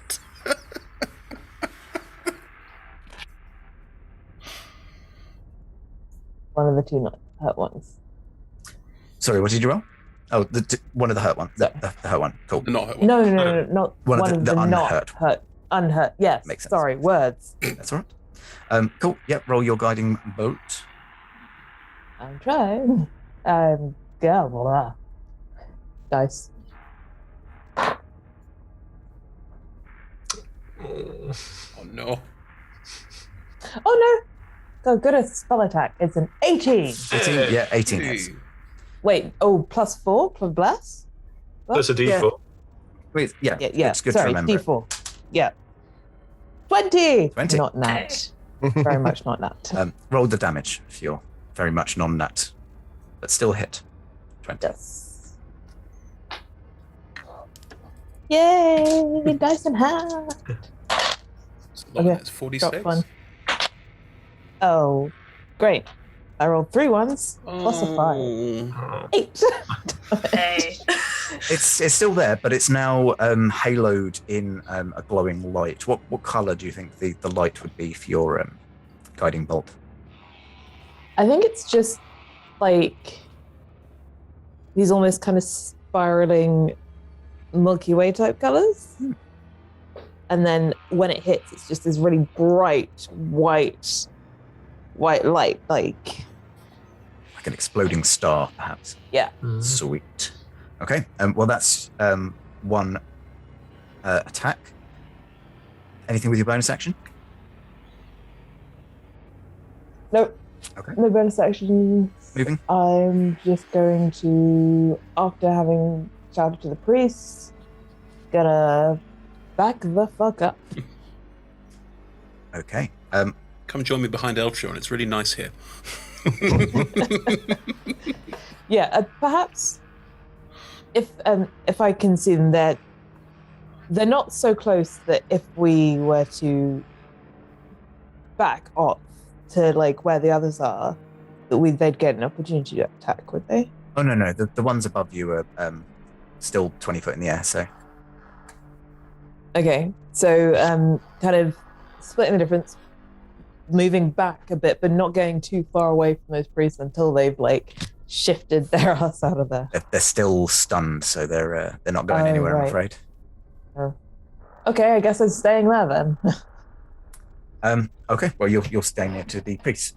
So there are 3 Vargwi in the air above you, and there is another one near to Barley and Franklin, Murine, and Eltrion, slightly further on.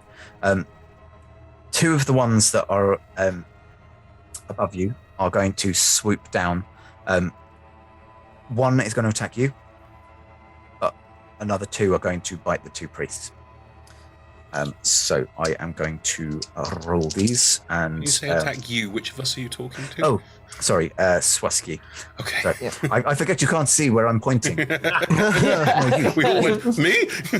Oh no. How many attacks do they have? If one is attacking Swaski, I'll use my reaction to use my shield to block the attack Nice. as do protection. Okie dokie. So I will So that's at a disadvantage. disadvantage. Right, well in that case I will roll that one first. With disadvantage, a 16. Does that hit you? Yes. Wow.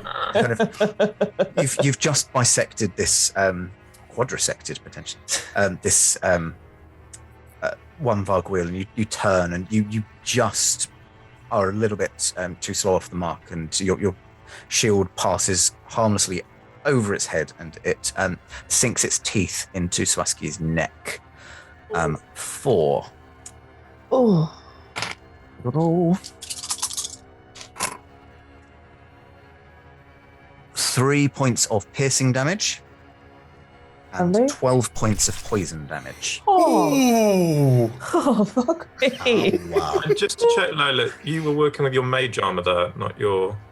Yeah. No. Yeah. My dex isn't that amazing. The other 2 that Sorry, bite- 15 damage. yes, 15 in total. Mm-hmm. The other 2 that attack the priests, I mean, one of them misses, but the other one gets a crit Oh. as it just sinks its teeth Oh, directly no. in to this poor priest's neck. Oof. Safe to say they're dead. I praise for the I priests. haven't even rolled double dice yet, and They're commoners, right? they're commoners. Yeah. They're with Kalimbo I now, I at gave least. them a little bit extra, but yeah, no. They had it coming. I rolled 3 6s and a 1, and that's half the dice I've got to roll. So yeah, they are. This one has Priests just. of Kalimvor are okay with dying. I think that's like a thing Yeah. where they're like, this is okay. Yay, death. Yay. I've made my peace with this. Oh, and it was the speaking one as well, whose cousin Preamble has gone down, I'm afraid, and is still looking a bit frightened because of this previous condition, but the life leaves them. The other Vargwheel is nearest to Barley and to Franklin. I'm going to see which of the 2 it goes for. It would help if I assigned something before I roll the dice. Evens, it's you. Yay. It's evens, it's you. Yay. So does a 19 hit you? A 19 does hit me, yes. 19 Damn, does hit you. Sean.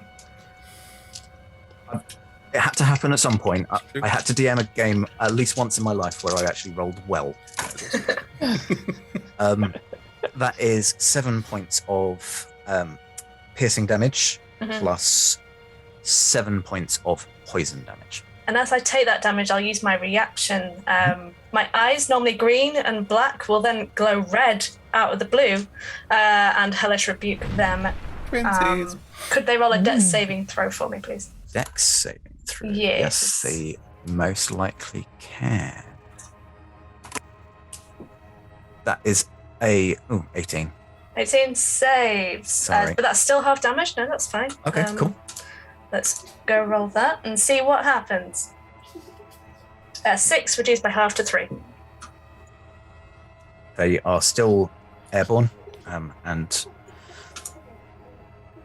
doing their And pesky, that's what they are, thing. Sean. Pesky.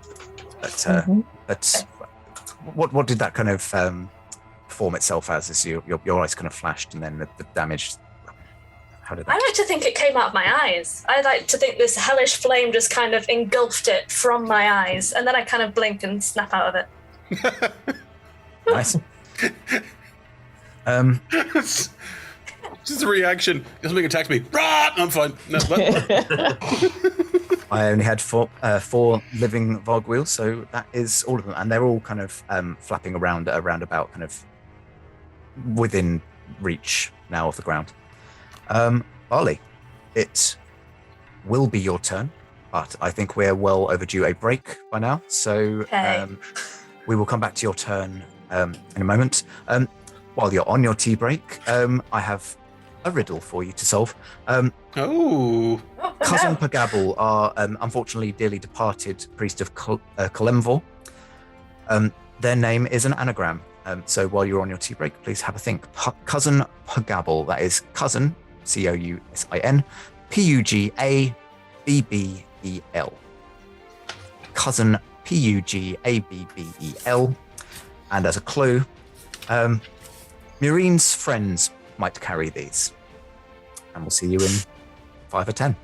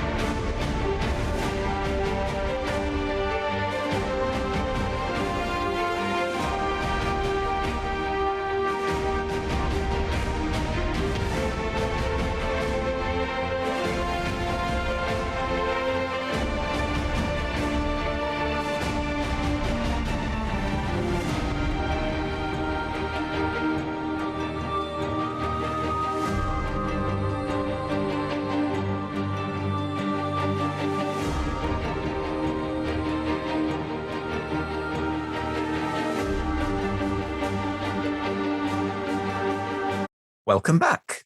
So, at the end of the last round, the Varg wheel had just gone, and we were approaching Barley's turn. But first, the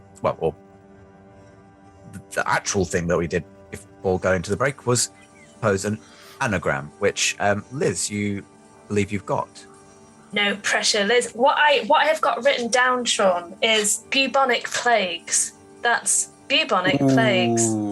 Bubonic plagues, and the clue being Murine's friends might carry these.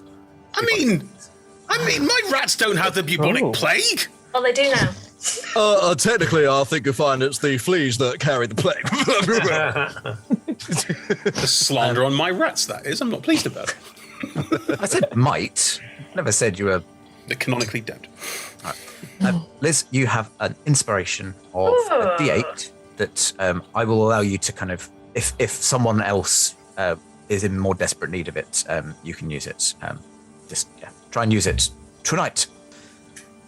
Okay. If we can. Fantastic. Right. Well, yeah. With that, Liz, you have lovely kicked us off with the correct answer to our anagram. And it's your turn. What would you like to do?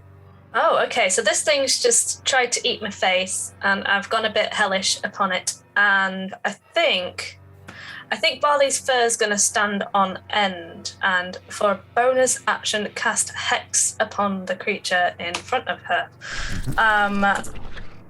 Now, I'm placing this curse, which means I get 1d6 necrotic damage whenever I hit it with an attack, and I'm going to choose the ability of Strength, and it has disadvantage on ability checks made for Strength. Good. So that's what I'm going to do with my Hex as a bonus action. Someone grapple it. For my action, what I will do is... So we've got a lot of moss going on Barley at the moment. Now, the moss specifically around her face is formed like a tattoo. And this tattoo, the first standing on end, but then the tattoo elements are going to sort of distend from the face and come out like vines that look like ink. And it's just going to go towards the creature in front of her. I think even the Varg wheel is like, Good. So if it could please make for me a DC 14 strength saving throw at disadvantage because of the Hex, that would be great. It's ability checks, not saving throws. Oh, is it? Oh. you want to change your choice? Marvelous. No, it's cool. Well, go for it anyway. It's hexed. We'll go for that, but don't roll at disadvantage. Pretty certain this is still a fail. It's an 11 on the dice, That and does it's a fail. -2. Not strong floating heads. In which case, it will take 10 points of force damage. Okay. And Go on. sorry. I was Want to going to say. describe how this kills it. Okay. Well, at first it's grappled by this, so I guess it implodes from the grapple. All of the face kind of crumples in on itself and then just splats onto the floor as my face tattoo kind of retracts back onto me. What was the ability, Liz? Huh? What's the in-game ability? What do you mean? Sorry. Your What'd you do? magic item.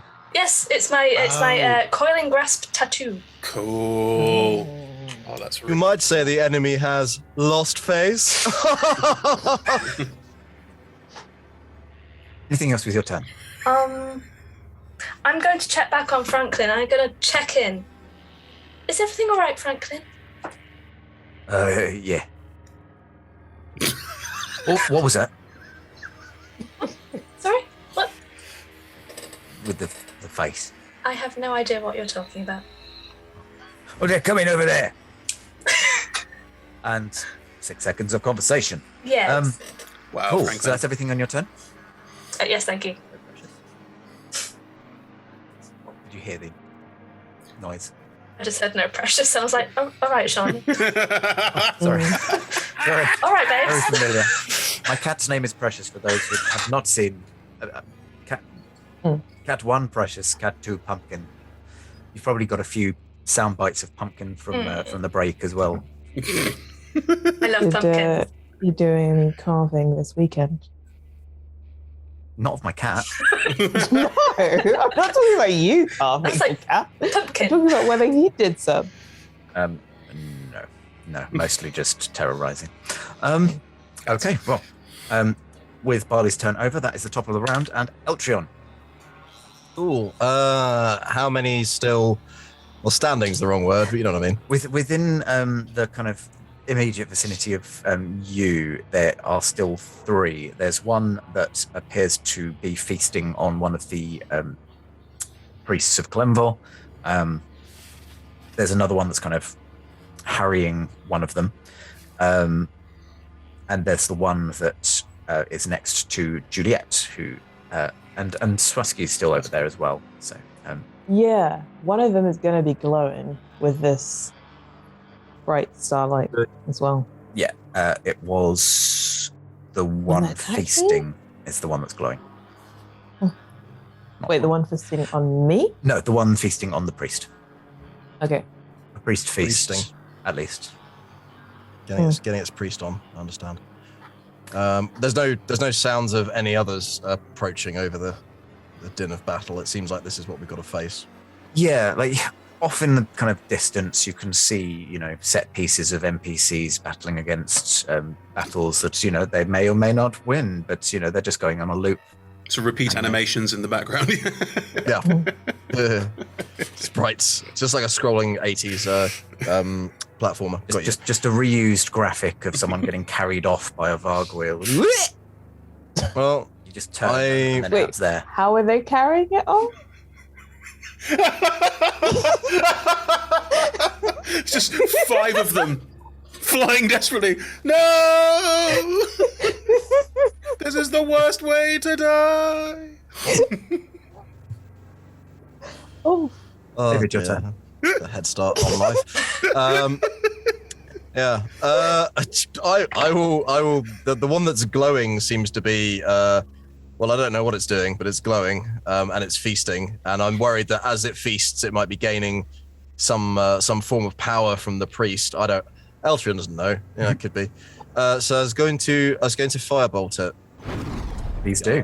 It's with advantage because of the glowiness. Yes. Probably just as well. Oh, that's not good. That's a 14. 14 still hits. Oh, goodness me. What a time to be alive. Whoa, that's better. 14 points of fire damage. Yeah, you managed to blast this this creature to smithereens, and yet there's yet another smouldering, flaming ball of flesh rolling away from its potential feast. I am not a fan of these things. Yeah, me neither. Right. The t'others, how close are they to other people? One's in melee range with Juliet, right? Yeah, they're both kind of in a cluster with the two, the tiefling and the holy individual. Can I push the other one? Are they both within the sort of melee 5 feet of Juliet, or can I push one that isn't towards that direction? You want them to be in melee range, or? Yeah. Because I've worked out that strong armored fighty person is probably a good shout for pushing these things towards. They are both there at this point. Oh. So, in which case, I will use my bonus action to allow my mage hand to pat myself on the back. Good job, Eltrion. Good job. And I'm pretty happy with where I am, so I think no movement needed. Cool. Murine, then. Sean, is one of these two the one I favoured third earlier? Good rule, I can tell you in... yes, it is. Cool. Right. In which case, I will run up and attack both of them, and depending on how those go, I'll do different things. So, is the one that was my favoured foe closer or further away? Are they both basically equidistant? The one that you favoured foe is the one that bit Swaski. Good. So it's kind of, Slightly in closer. the vicinity. Yeah, it's slightly closer. Then I will run up to that one first, and I will leap into the air and probably run slightly, sort of bounce off Swaski, and just leap up and doom, and just go for a direct stab directly through the forehead and try and take it out in one hit. Nice. Roll me your attack. Here it comes. Ugh. That is a 10 to hit. It doesn't hit. In which case I will use a second attack still on it to just try and sort of stab it down into the ground. Yep, roll your second attack. Thank you all. There we go. 22. That will definitely hit. Excellent. Hang on. Mouse is frozen. Never mind, I'll use a proper dice. So that is a d6, plus 4, 10 points of damage. Yeah, you stab it very much to death. Great. Then I will use my bonus action to leap up at the last one, and I will expend the Zephyr Strike, which means I add an extra d8 of force damage on the hit. And I think where the others have been sort of quite quick and quite sort of sharp, quick cuts, this one is more of a, almost like a missile, just straight up into it. If I hit. Isn't a given. Oh, damn it, it's an 11. I'm going to pass over my inspiration, I think. If I may do that, I'm going to pass it over. Does That's a D8. the 11 doesn't hit, does it, Sean? Their AC is 12. So if you're adding a D8, I'll roll it into a hit. I'll roll it. Let's see what it is. See what it is. 7! So that's 18 total. 18, yes, hits. Awesome. That means that it's that plus that. Favorite foe is gone because it was on the other one. So it's that plus that. Ugh. Nothing else. And I will have my. I've done 10 points of damage. Is it down? It's not down on 10. Then my rats will just come in over the top as well for the other extra d6 on top of that. So I get that once per turn. 2. An extra 2. Yeah. How do you do this? Yeah, just the first one, boom, boom, and then just leap into the air, both swords out. It's a bonus hand off, you know what I mean? And just like leap into it, and again just ride it down to the ground, rolling with it, and then up with it, sort of rolling along the ground away from me. And the red in the eyes has faded, and I'm just there going, "Are they all gone?" And they are all gone. So just and you are out of combat. Well done, everyone. Sueski kind of was like, oh, thank you, and prestidigitations the area. But I'm sorry. I'm so sorry. There was a bit of blood from where it bit you, but you get it out. Sorry for stepping on you. I didn't mean to. Oh no, not at all. It was more. Are you hurt? Do you need help? I'll be all right. You sure? Cast Cure Wounds on. Oh, you do? Okay, then I don't. Yeah. Okay. Yeah, you watch as they cast it on themselves, and Yeah, it's just a kind of. They make a symbol on the neck, just over the big kind of bite wound, and it kind of starts to close up. And I will roll that.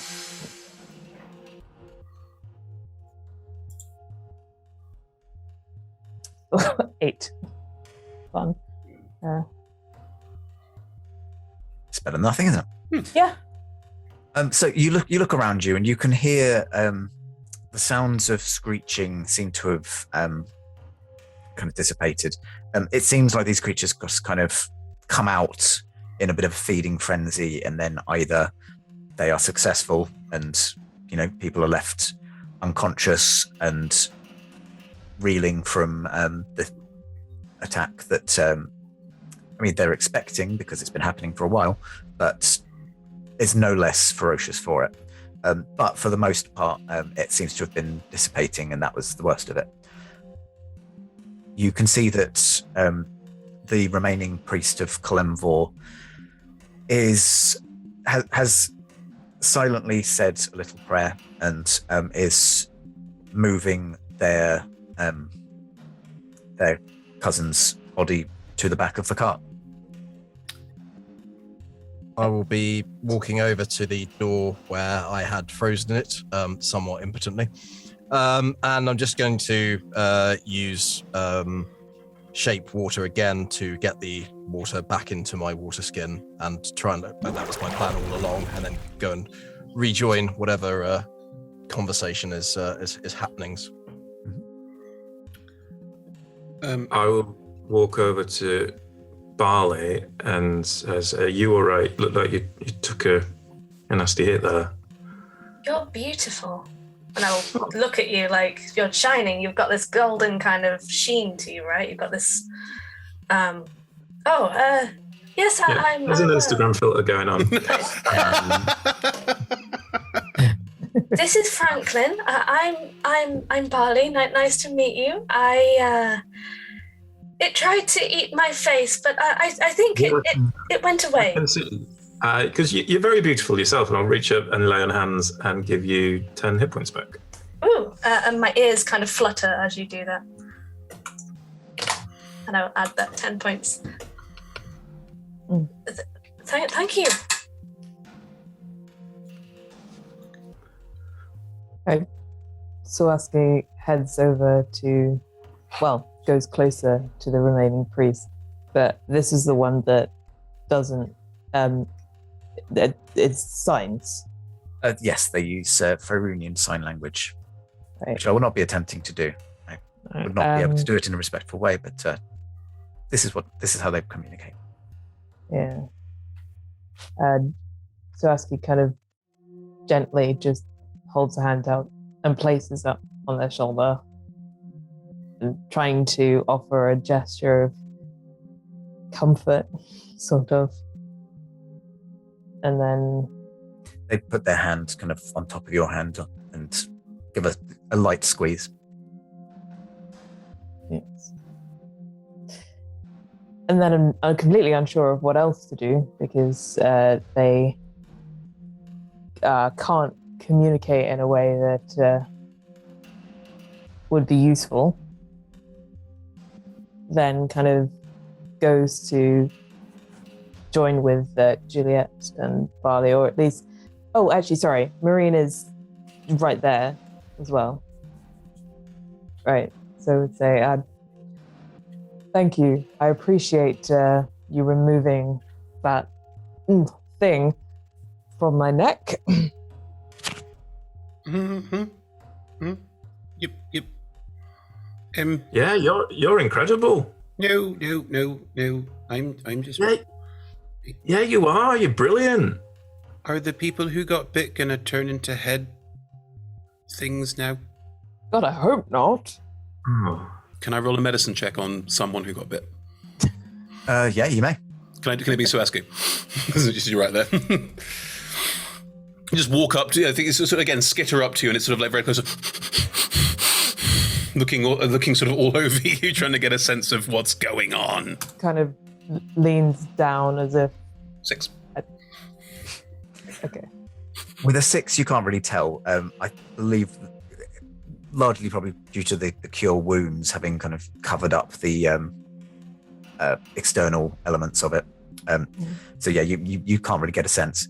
But Franklin kind of pipes up, says, "Sorry, friend. Were you asking about how those things proliferate?" Yep.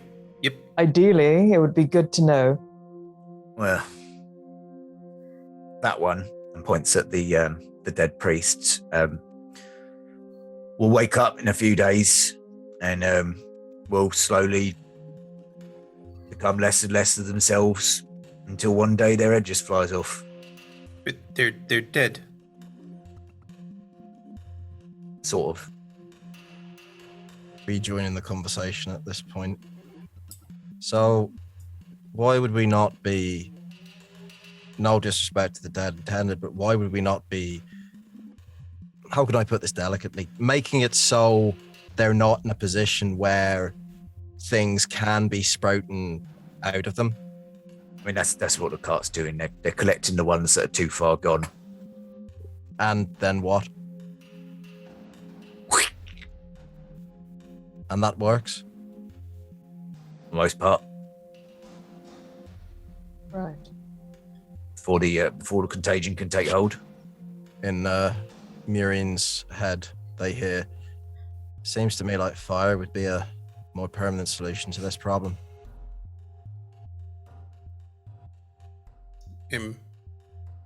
So don't say anything. There's kind of a, why are you telling me this kind of look across my face, like that's somewhat informative, I guess. That was something of a fine palaver. How is everyone doing? I've been better. So, just kind of patting their neck to be like, it's still attached. We're all right. Where did this come from? I've not heard anything about it. How recent is it? Does anybody know? Few weeks. Why have we not heard about this yet? I spend all my time in the slums.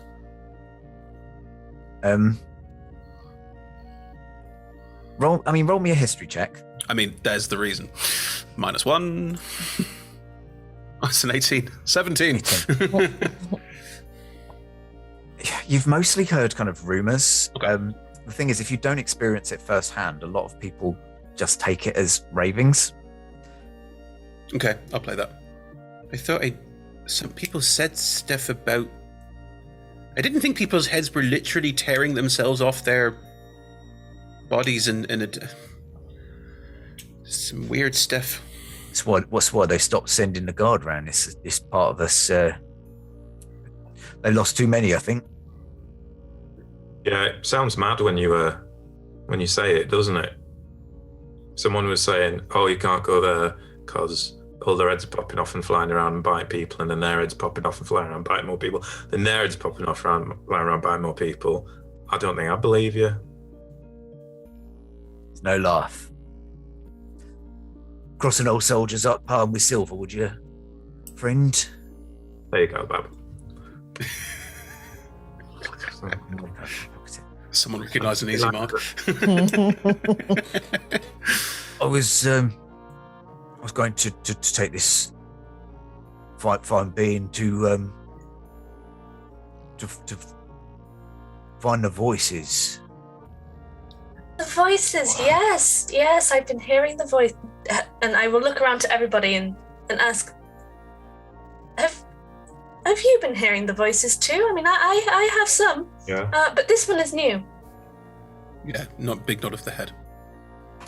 Yes, I recall that's why we were here, actually. Yeah. I had another one as well not long ago. Juliet, I was literally about to say, you literally get it in your head now. Oh. Yep. Again. All of us. Just Juliet. I rolled. Oh. I've got it again. It's different. I had another one just before those heads happened. Something about my shoulder. But yeah, I can hear it again. So asking Phil, do you know, and point at Franklin, do you know where it's coming from? This is seems to get more frequent and louder when you get closer to this one house. We try to avoid it. Gets a bit intrusive. Do you think is it connected to the heads?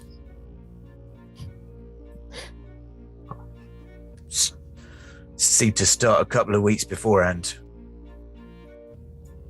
Maybe.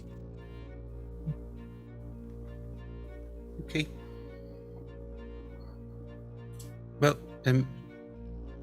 Master Eltrion, that's where you want to go, so I'll take you there.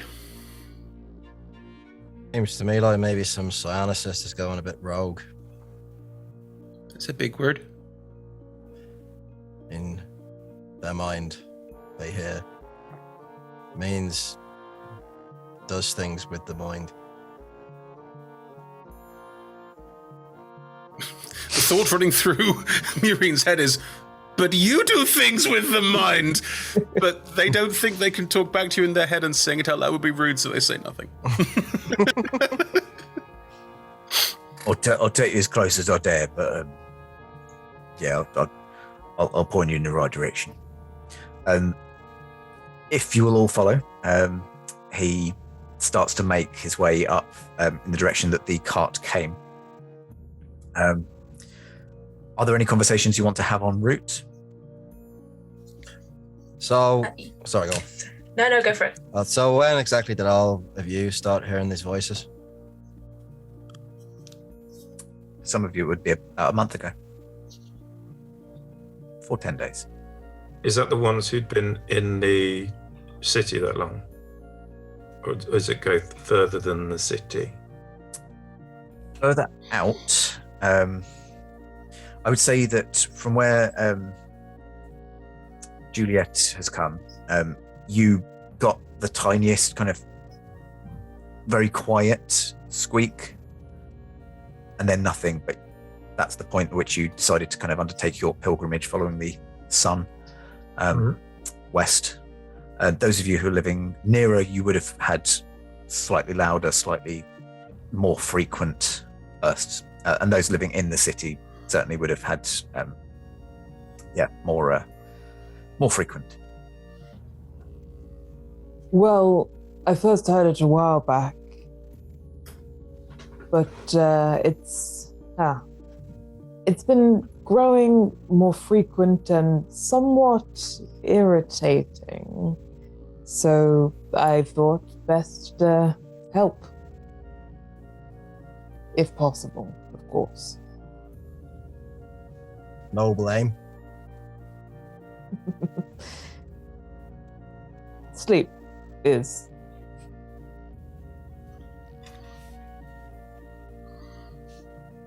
And what of the rest of you? I quite like the voice. It sounds... Well, the message is yearning, but it gives me hope. So I've just followed it here, and here I am. And this is the most people I've ever spoken to, ever. And we are in a street, and you must think I'm awfully strange. I'm not from around here. I'm from the forest.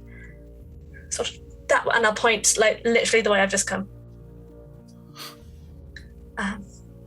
So yeah, that's me. That voice, yes, about 10 weeks. And I'll just go quiet after that point. Sorry, I said 10 days, which is Sorry, a week, 10 but days. it's about three or four 10 days in D&D terms. Okay. Yeah, it drew me here as well. I was traveling this direction, and then started feeling this calling, which, I mean, you can probably tell by the way I'm dressed, it's not the first time. So yeah, I just came to explore it, and I knew Suaski was here, so I felt a safe place to be, but not so much anymore. Well, it's safer where we all are. And how about you, fancy lad? I have something of an interest in the area of the mind. Been hearing it round about the same time. I'll admit, in my arrogance, I had thought it was speaking just to me. But this evening's events notwithstanding, I'm forced to conclude that it might be going a bit deeper than that. And in Juliet's mind, she hears, with my best approximation of what Eltrion believes your inner voice might sound like, "This half-elf seems like a noble soul. I should protect him." Choose option A, choose option D. Please roll me a Do you stay deception with him? check. Oh my god. And Juliet, please roll me an insight. Amazing. For the 12. 24. No. Oh no. I mean, obviously you are not charmed. There is no magical effect to this. But something in your head, which you believe to be originating from your head, tells you that this is a person worth protecting. That's amazing. I've had a fourth voice now. Some dickhead is telling me to look after you. Doesn't sound nothing like me Auntie Dawn. She's rough as arsehole. Maybe it's Lathander. Oh, this is a blessed day. Blessed day. Yes. To hear one voice might seem like misfortune. To hear four. See? and Wow. extravagance. Brought me handbag. I rolled an intelligence check to try and work out what just happened, and I did not work it out. This is look at 4 voices. It's a lot of voices. As you're all progressing down the streets, you do notice that the voice has started to increase in frequency to the extent that the message is slightly overlapping. It's slightly getting louder. It's as if it's all the same voice, but it's as if it's being said multiple times over and over and over. Franklin ducks down an alleyway behind a set of houses and stops just short of where you can see it meets a cross-section of other alleys and points directly at a house which is situated completely detached from all the other houses around it, but it is surrounded on all 4 sides by other buildings. It looks completely incongruous to the other buildings, as where the others are slightly ruined, still scorched from the eruption, this building is pristine. And further, it's clearly of a much higher quality of architectural skill, and just it doesn't match the kind of aesthetic. Even if the other buildings hadn't been ruined by fire, it would completely stand out. It's got alleyways on all 4 of its sides, and almost looks kind of crammed into this space. Its grounds are separated from the others by a black iron wrought fence. One of these things is quite unlike the other. Big fence like that usually means that someone doesn't want to be disturbed. It's a bit at odds with what we've been hearing. I could have a scout around. See if I can see what's going on. By all means. Sorry. Have we found out from Franklin that this, if anyone lives here, did Franklin specify that, or? He didn't volunteer that information. You could ask. Okay, cool. Well, I probably will. Franklin, does anyone live in there? Never seen anyone come out or go in myself. Not really heard of, a few people saying people going in looking for the voice, but well, actually, I've never even heard of any of them coming out. Well, we should be fine to just walk straight in. Sorry. It's an approach, Barley. I like boldness. Thank you. How long has it been this house? I don't know. Never really thought about it. I'd only really heard about it, a month ago. But look at it. But you'd notice if someone built that, a month ago, wouldn't you? Like it's got to have been there a while. Does it look weather worn? Does it look like it's been there a long time? Give me a perception check.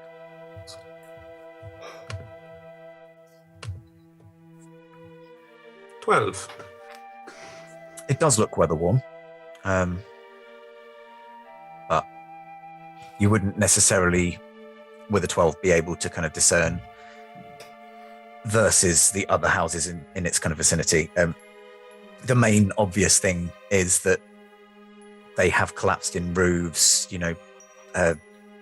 walls missing, all of the above, and it has been completely untouched by any of the desolation of the 50 years disaster. Hence, Yeah, I mean, I know on my travels, some lords I visited really like exposed brickwork, so making it look older than it is, so it might not mean anything. But it is weird. Should I do the scouting out thing? Yeah, go for it. Okay. I'll again reach this time into a sleeve and pull out another rat and pick up, and then again, just to myself, but you'll all be slightly privy to this one. Hello, Terrence. You right? Yeah, and I got steer. It's fine. Yep. Yeah, the spooky one. Yeah. Oh, you don't. Okay. Should I ask Ted? Okay, I'll ask Ted. Put the rat back. Hey, Ted. Another one out. Ted, you okay doing a bit of scouting? All right, fine. Put the rat down, and again, rat goes running off, and I again just phase out completely. And I am now does Ted. Franklin seem legit, by the way? an insight roll. Does Franklin seem legit? That's an 11. I mean, I rolled just, for the sake of having something for you to go against, and did not roll well. Yeah, Franklin genuinely is not trying to disguise or hide anything. Has been completely forthright about everything that he knows. A lot of the stuff that you're kind of asking is just stuff that he's not considered. It's just stuff that is part of life. They've been there, and this voice started, and well, that's shit, but this is life. You're living on top of what used to be a massive pit that, abyssal creatures used to come out of. This, in comparison, is actually not that strange. So they're just kind of living with it. Fair enough. If I hadn't been able to tell, then I was going to do some mind probage, but that saves a bit, because it was literally like all this stuff's going on. How is this not more interesting? And it's like, yeah, fair enough. He's just trying to survive.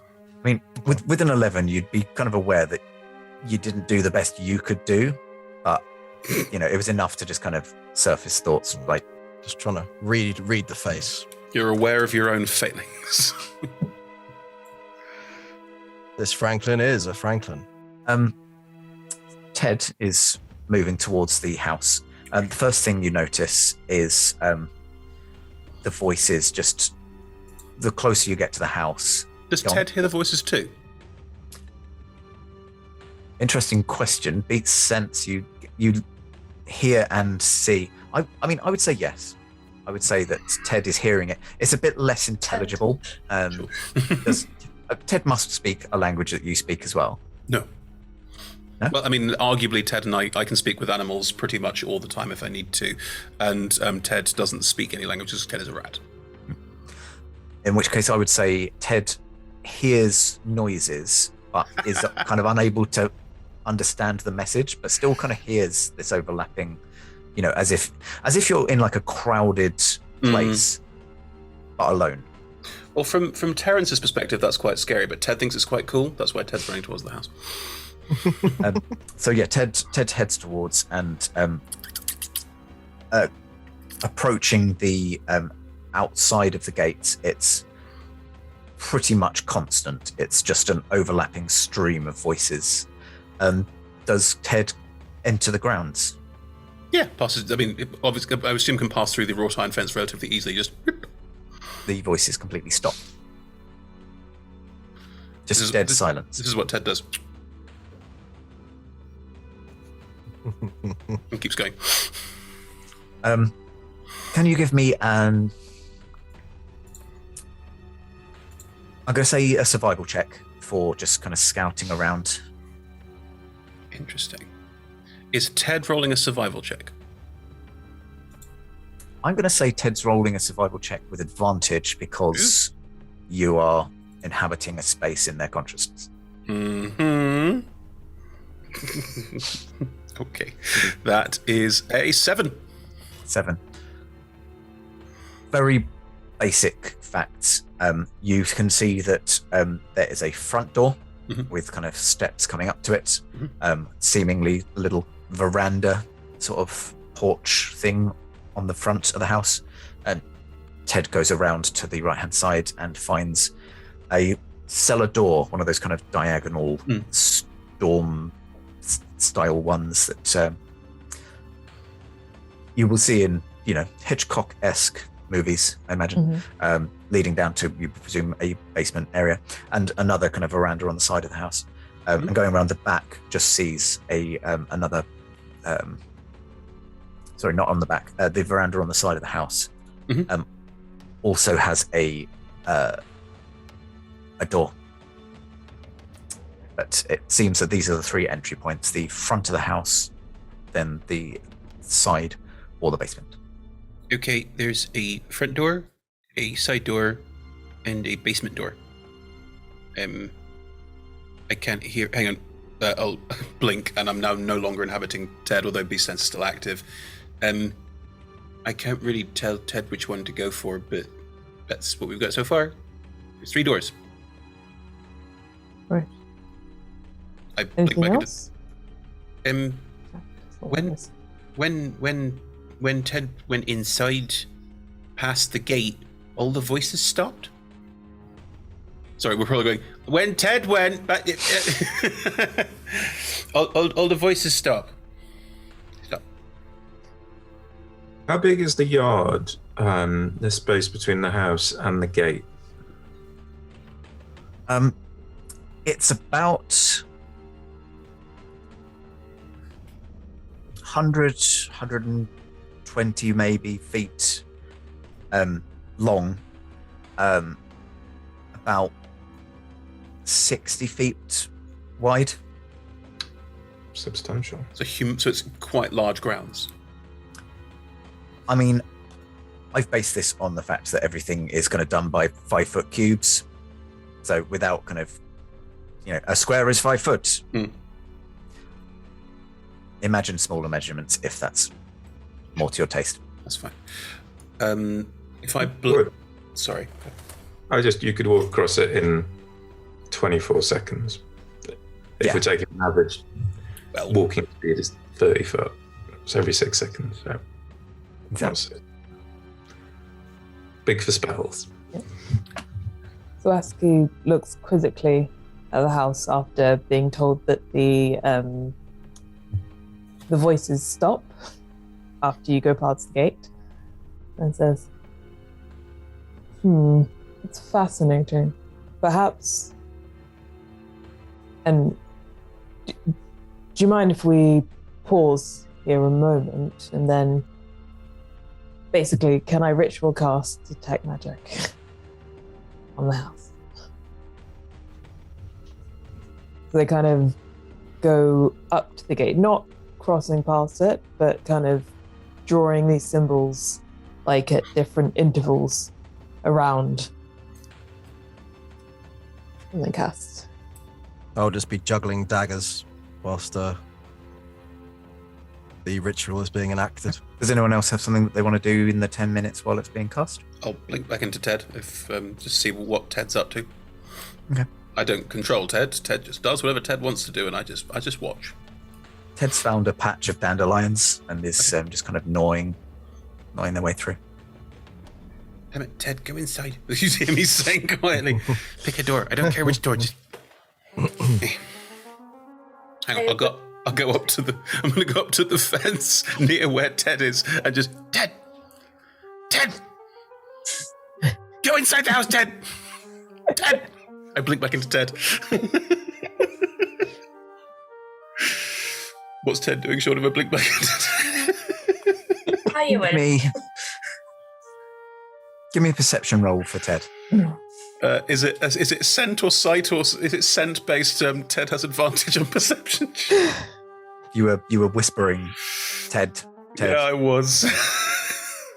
Unless you're going to go up and fart on him, I don't think there's. Don't give Chris idea. That's a 6. Looks up, some yellow leaves hanging out of the mouth, and it's like, what's that? Damn it, Ted! As you're saying, Have we heard this? Yeah. This has been out loud. So Juliet will walk over. Oi, Ted! Ted! Come on, lad, in the house. I will use speech of beast and leaf and say Ted as well, just over and over again. Ted! I'll say this is enough cajoling. Ted, I mean, still only rolled a fairly low perception roll, so it's not going inside, but does finish the reconnaissance around the house, and yeah, it's a very big house, and Ted is a very small rat. I will give that it appears to be about 3 stories tall. I'll give you this because you're all looking at it. The garden, as such, is overgrown with all sorts of weed patches, and grass is overgrown. So despite the fancy looks of the house, it doesn't look well kept. And picking up a couple of more dandelions on his way, Ted returns and distributes them to a few of his favourite friend rats. I give Ted a very dirty look. You and I are going to have words, mister. I'll be angry with you, stroke his head. Ted starts bruxing, which is the rat version of purring. Yeah. Thank you, Sean. Swaski, you have finished ritual casting Detect Magic. Mm-hmm. And the whole house lights up like a Yuletide decorated house by an over-enthusiastic wizard. It's very hard to tell one kind of part from another, but this whole house has all kinds of different magical energy emanating from it. Mostly transmutation and evocation. Whatever summoning is.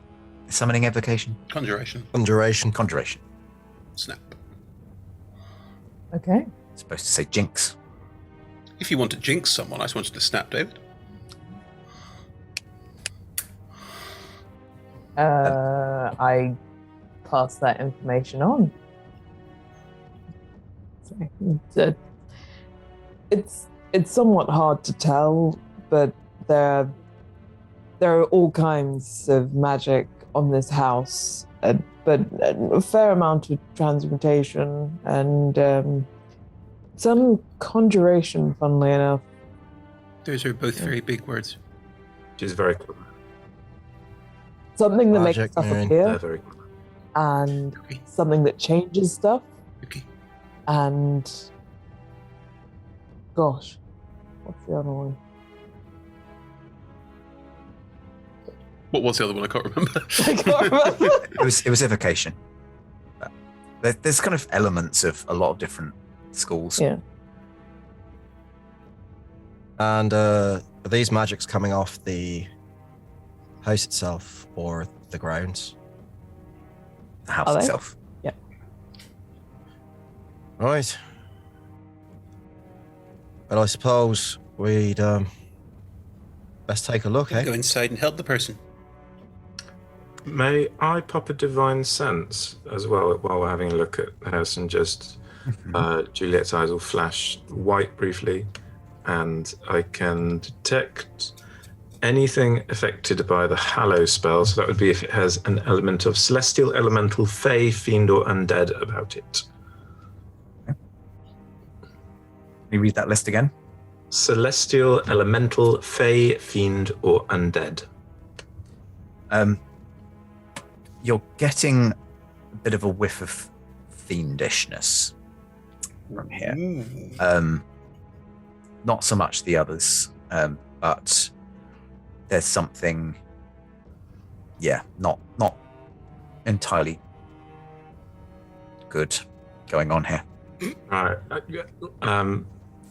Folks, this might not be the biggest surprise in the world, but I've just looked at it with the with a certain sense of mind, and I can completely confirm there is something devilish, demonic, otherworldly trouble about this place. Oh no, the person must be in trouble. We better go in really quickly then.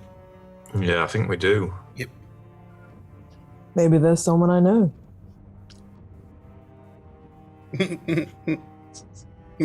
This is the face that Eltrion has. That was an in-character laugh, like a genuine, like... Sorry, bad tiefling joke. Yeah.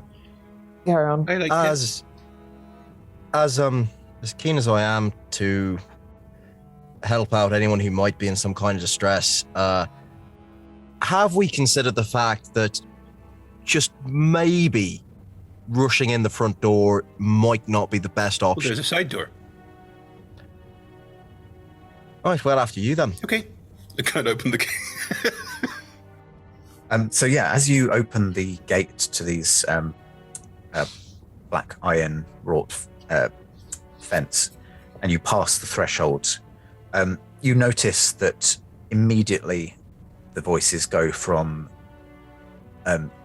all like persistent, overlapping, almost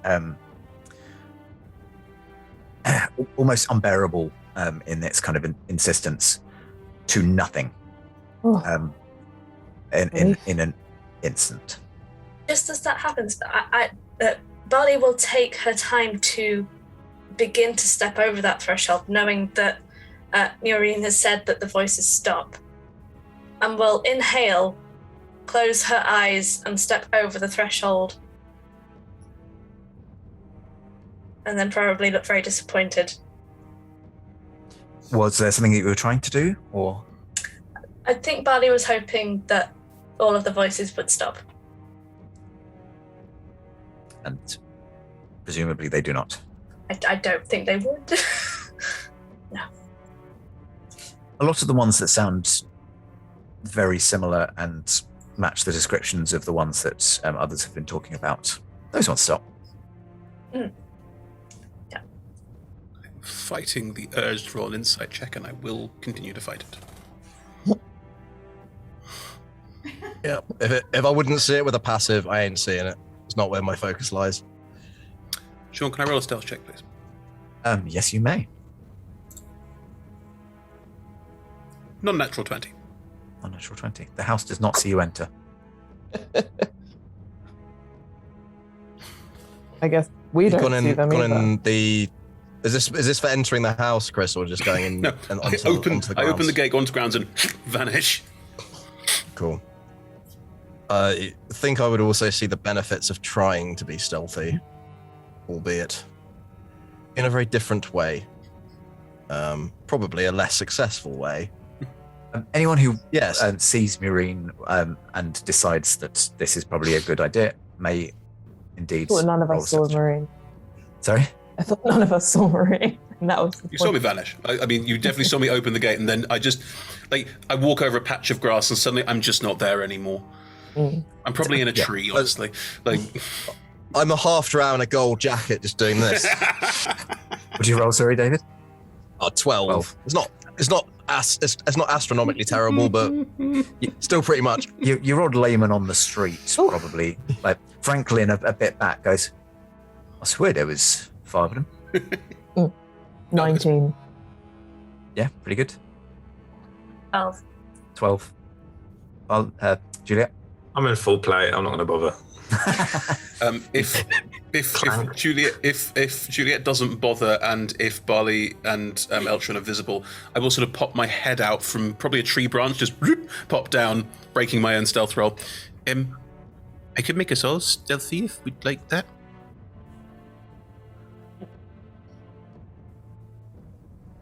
Not a bad plan. Yeah, I mean, I thought we were just going up and going in the door. Yeah, I could save it for later. We all want. I kind of thinking that going into a place where fiends are might be a good idea. Either if you go first, Yeah. or if we maybe try to not let the fiends know exactly where we are. I don't want anyone to know where I am. Right. Fair. But, I mean, there's windows. So if they're looking out, then they'll see us, won't they? In her mind, Juliet hears, "You should listen to the half-elf. He is very wise." And again, I know this is like, it's not like a spell or anything, so I'm just trying to be convincing rather than make you do a thing. Do you know what I Roll a mean? deception, you charming dove.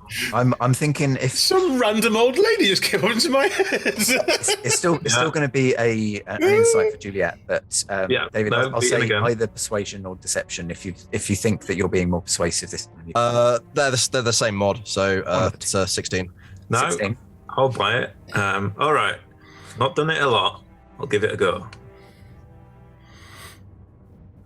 A 5. And a 5. Cool. Yeah. 5 and a 5. Is Marine doing something? I think if you've asked me to do it, then yes, I would. I cast Past Without a Trace. The rats will all sort of like descend and will sort of swirl around most of you, and the effect of it is that the rats all seem to be made of shadow at various points on this, and you will feel this sort of slight shadows lengthening around you as you are all past that traced. It lasts for an 1 hour. I think. An hour. So yes, Juliet, your disadvantage in your plate armor 5 becomes a 15 with your plus. I will say that anyone who had previously rolled, you may re-roll. I'd love to. I want to know if I can break 30. Do I have to re-roll my 19? That's a 31 Ooh. with pass without class. 13. Also a 31. Is the 13 including your plus 10? Did you say 31? Correct. Oh my Yes. god. I got worse. Better. Chris, you could tell that Marine and Eltron are used to working together on occasion. It's like seamless. I will say Swarovski, as Swarovski hasn't done anything to break the previous stealth roll, you just benefit from an extra 10. So Great. you're good. I'm not going So to. we've got two 31s, a 29, a 15, and a 13. Overall high enough that you feel as a group you're pretty dang quiet. Would you like to investigate the doors? You have 3 options. With the detect magic, is there like a sense of like a specific type of magic maybe being concentrated near one, or 2 actual doors, they have very definite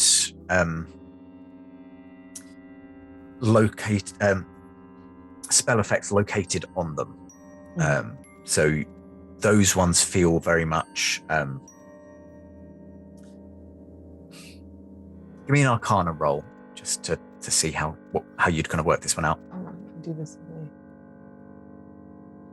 If you mentioned it was what you were doing, I'd try and help. I'm happy for you to roll with advantage. Good thing you're helping. Maybe.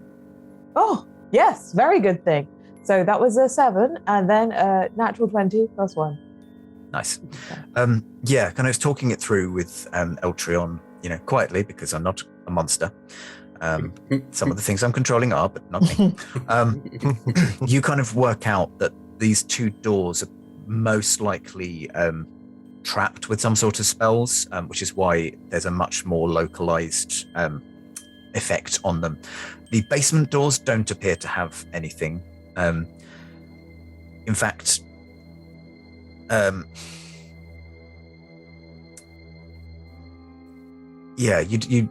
they don't appear to be kind of magically trapped. You're not even sure that they're locked. Looking at Swarovski, just doing a sort of a, then pointing towards the basement celery doors. Sorry, this is still whispering. Mm. Do we go in the door that's clearly open for us, or do we dispel a trap and go in an unexpected way? Or perhaps that's ringing the bell in any case?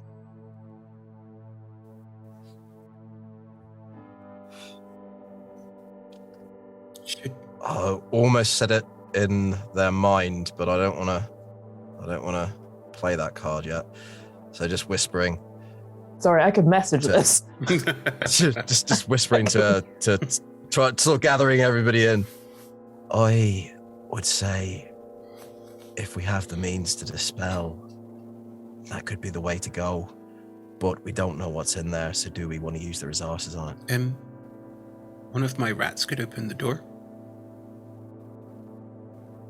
The trap door? Yeah. That would probably be ringing the bell, Marine. Oh, right. Just saying, if we wanted to, like, make whatever's on the door go away, if the door is Marine, open. If we open the cellar door, could we send one of your rats down to see what's there? I can't look through their eyes anymore, but they could come back and tell me. They're very smart creatures, rats. They know a lot of things. This is true. They're really not. Just FYI. Just so you're all aware. Green's charisma is also a minus score. They are lying. Perhaps we go through the front door. And Saskia would check that they're following.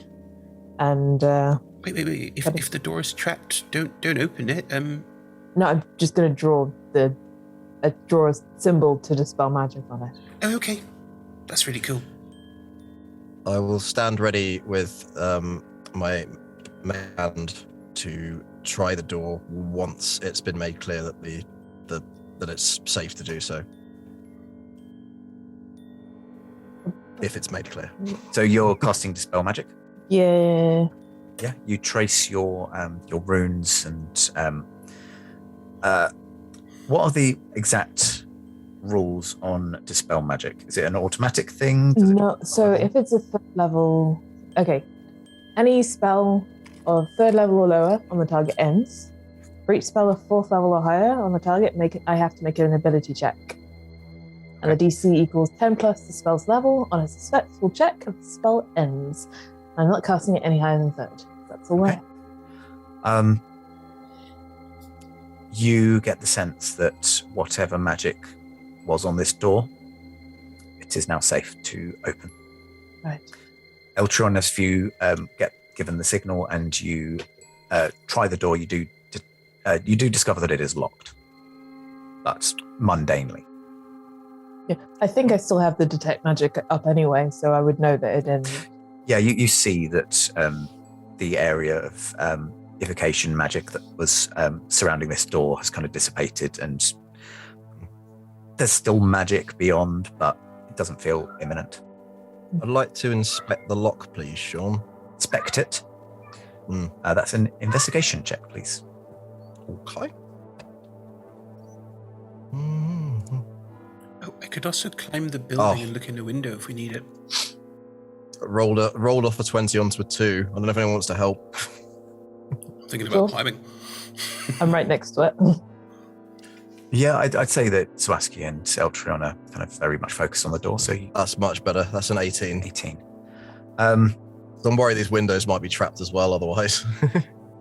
You were focused on the door. The lock specifically on the door, yeah. You determined that it's it's a very old style lock. You've certainly in your travels seen much more sophisticated locks, so you can tell that this is probably just a very simple kind of barrel lock, if that's such a thing. The main thing keeping people out of this building was the spell. Is there a keyhole? Yeah, there's a keyhole. I will It's your typical Chubb lock. fill the keyhole with Chubb. water, Chubb. using shape water to pack it in as tightly as possible, and then freeze it so that the expanding water should shatter the lock if it's not a strong one. Okay. I put my thieves' tools away. Roll me an Arcana check. I'm really bad with them. It's probably a good choice. That's I literally got this spell precisely to try and do that at least once, so we'll see. That's a 9, but I'm hoping it's a relatively simple thing to do, so we'll see. I think it's a very cool thing to do, and also it's something that if you don't feel time pressured about it, you can kind of keep going. So your first kind of attempt, it's not quite there, but you try again, and then you do manage to bust it enough. You see the wood of the door kind of splinters out, and you feel that you have achieved your goal. Remember, Chad, cantrips are for life, not just for when you run out of spell slots. Not got a single spell yet excellent. with a level, have you, Dave? No, I know how many slots I've got. Awesome. So that's done. As before, I will put the water back in my flask, and then use the mind mage hand to just push the door open. And then, but not trying to style it off as if it's just like one of those creaky doors that just opens as in, be like, well, that's very weird now, isn't it? And it is in fact a creaky door, and it opens with a definite. Swaski kind of gives Eltrion a bit of a dirty look and is like, in giving them a look as if to say, you know, I can see that that's magic, right? That you're doing that. Like, I still have detect magic going. Interesting. Does psionics count? Psionics isn't magic. Very specific. So the shape water bit would have been, but the door itself, admittedly, pushing the door open. I think probably. I thought it was just a normal mage hand. No, it's a silly move. That's fine. Okay. It's a special psionic wand. I mean, I'd allow you an insight roll to see whether you work out that it was Eltrion, and a performance roll from Eltrion. I mean, Eltrion would be looking quite satisfied with himself, so I will take the performance with disadvantage if that's all right. Sure. Impose as much disadvantage on yourself as you wish, David. That's fine. That's a nat 1 off the first, so okay. I'm just like sitting there smugly, like that was strange. I rolled 3. My insight is nobody really knows. Yeah, Eltrion's looking just a little bit too smug for this to have been a coincidence several times in a row. Doing a little dance. So does my stealth roll carry? Do I have to roll another one? No, I don't think you've done anything particularly, obtrusive. So you're carrying. I definitely gesture towards the door, looking at Murine, who definitely has the stealth credentials to this point. Yeah, you walk in. The immediate space that you're in is like a little cloakroom. You can see that there are coat hooks, and there are a few capes and cloaks hanging up, quite moth-eaten, a patina of dust on them, even a couple of cobwebs. And beyond that, a hallway with a staircase ascending up on the left-hand side. The hallway extends on beyond into the darkness, and there is another door to your right. Okay, there's a hallway with lots of doors and stairs. Where do we want to go first?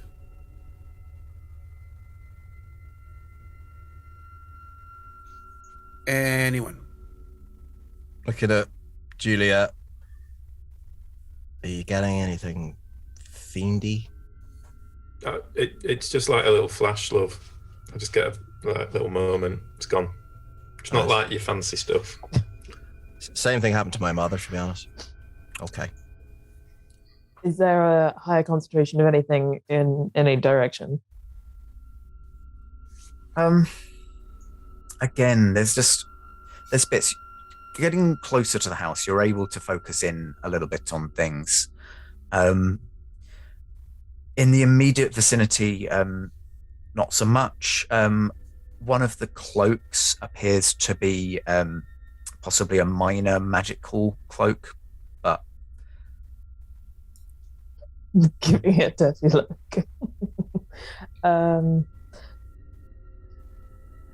Honestly, dealer's choice. I can't sense much else other than a bit of magic on that cloak. Cloak starts moving across the room as if grabbed by some strange hand. Roll a sleight of mage hand. Perhaps it's haunted. Undead, kill it. Oh, the dice are giving me the treatment I deserve. That's 2 nat 1s in a row. That's exactly what I deserve. Stab it wildly. You react as you wish to react. I'm just going to look at it moving weirdly because I'm slowly just pull the swords out and just...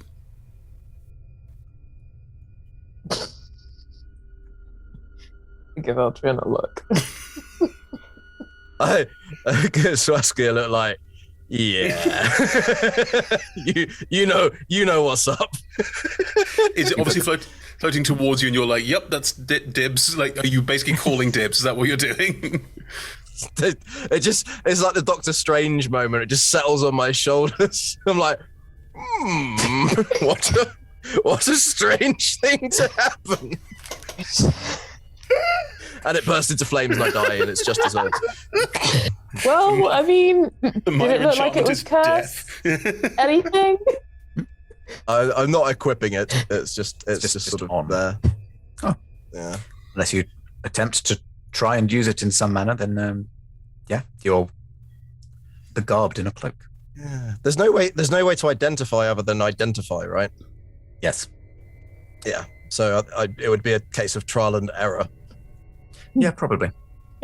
I have an intelligence of enough to think that possibly trying to use this thing from the spooky house without knowing what it is not wise. But if anybody else finds themselves in a situation where they might need a cloak, then it will be divested. I'm surprised we even put it on. Oh no, it's just sort of like hanging around my my neck. Not like I'm not trying to tune with it in any way. I'm very clear on that. Yeah, I'm fairly sure that there's no- there are some that if you just put them on, like they start taking your flesh away, or like. or it takes the glove off. Already happened. Puts it back on. What's under your glove? I suppose. Sorry, sooner or later. Take it off, and there's just skeleton that's been plated in gold. You can't see quite how far up it goes. You suspect maybe to the shoulder. And it's just like, that's a story for another time. David, could you just roll a history check? Yes. That is a dirty 20. 20. You know, obviously, what happened to your arm. One very curious thing. Where your flesh begins and the arm ends is a bit closer to your hand than you remember it being. And that's where we're going to finish for tonight.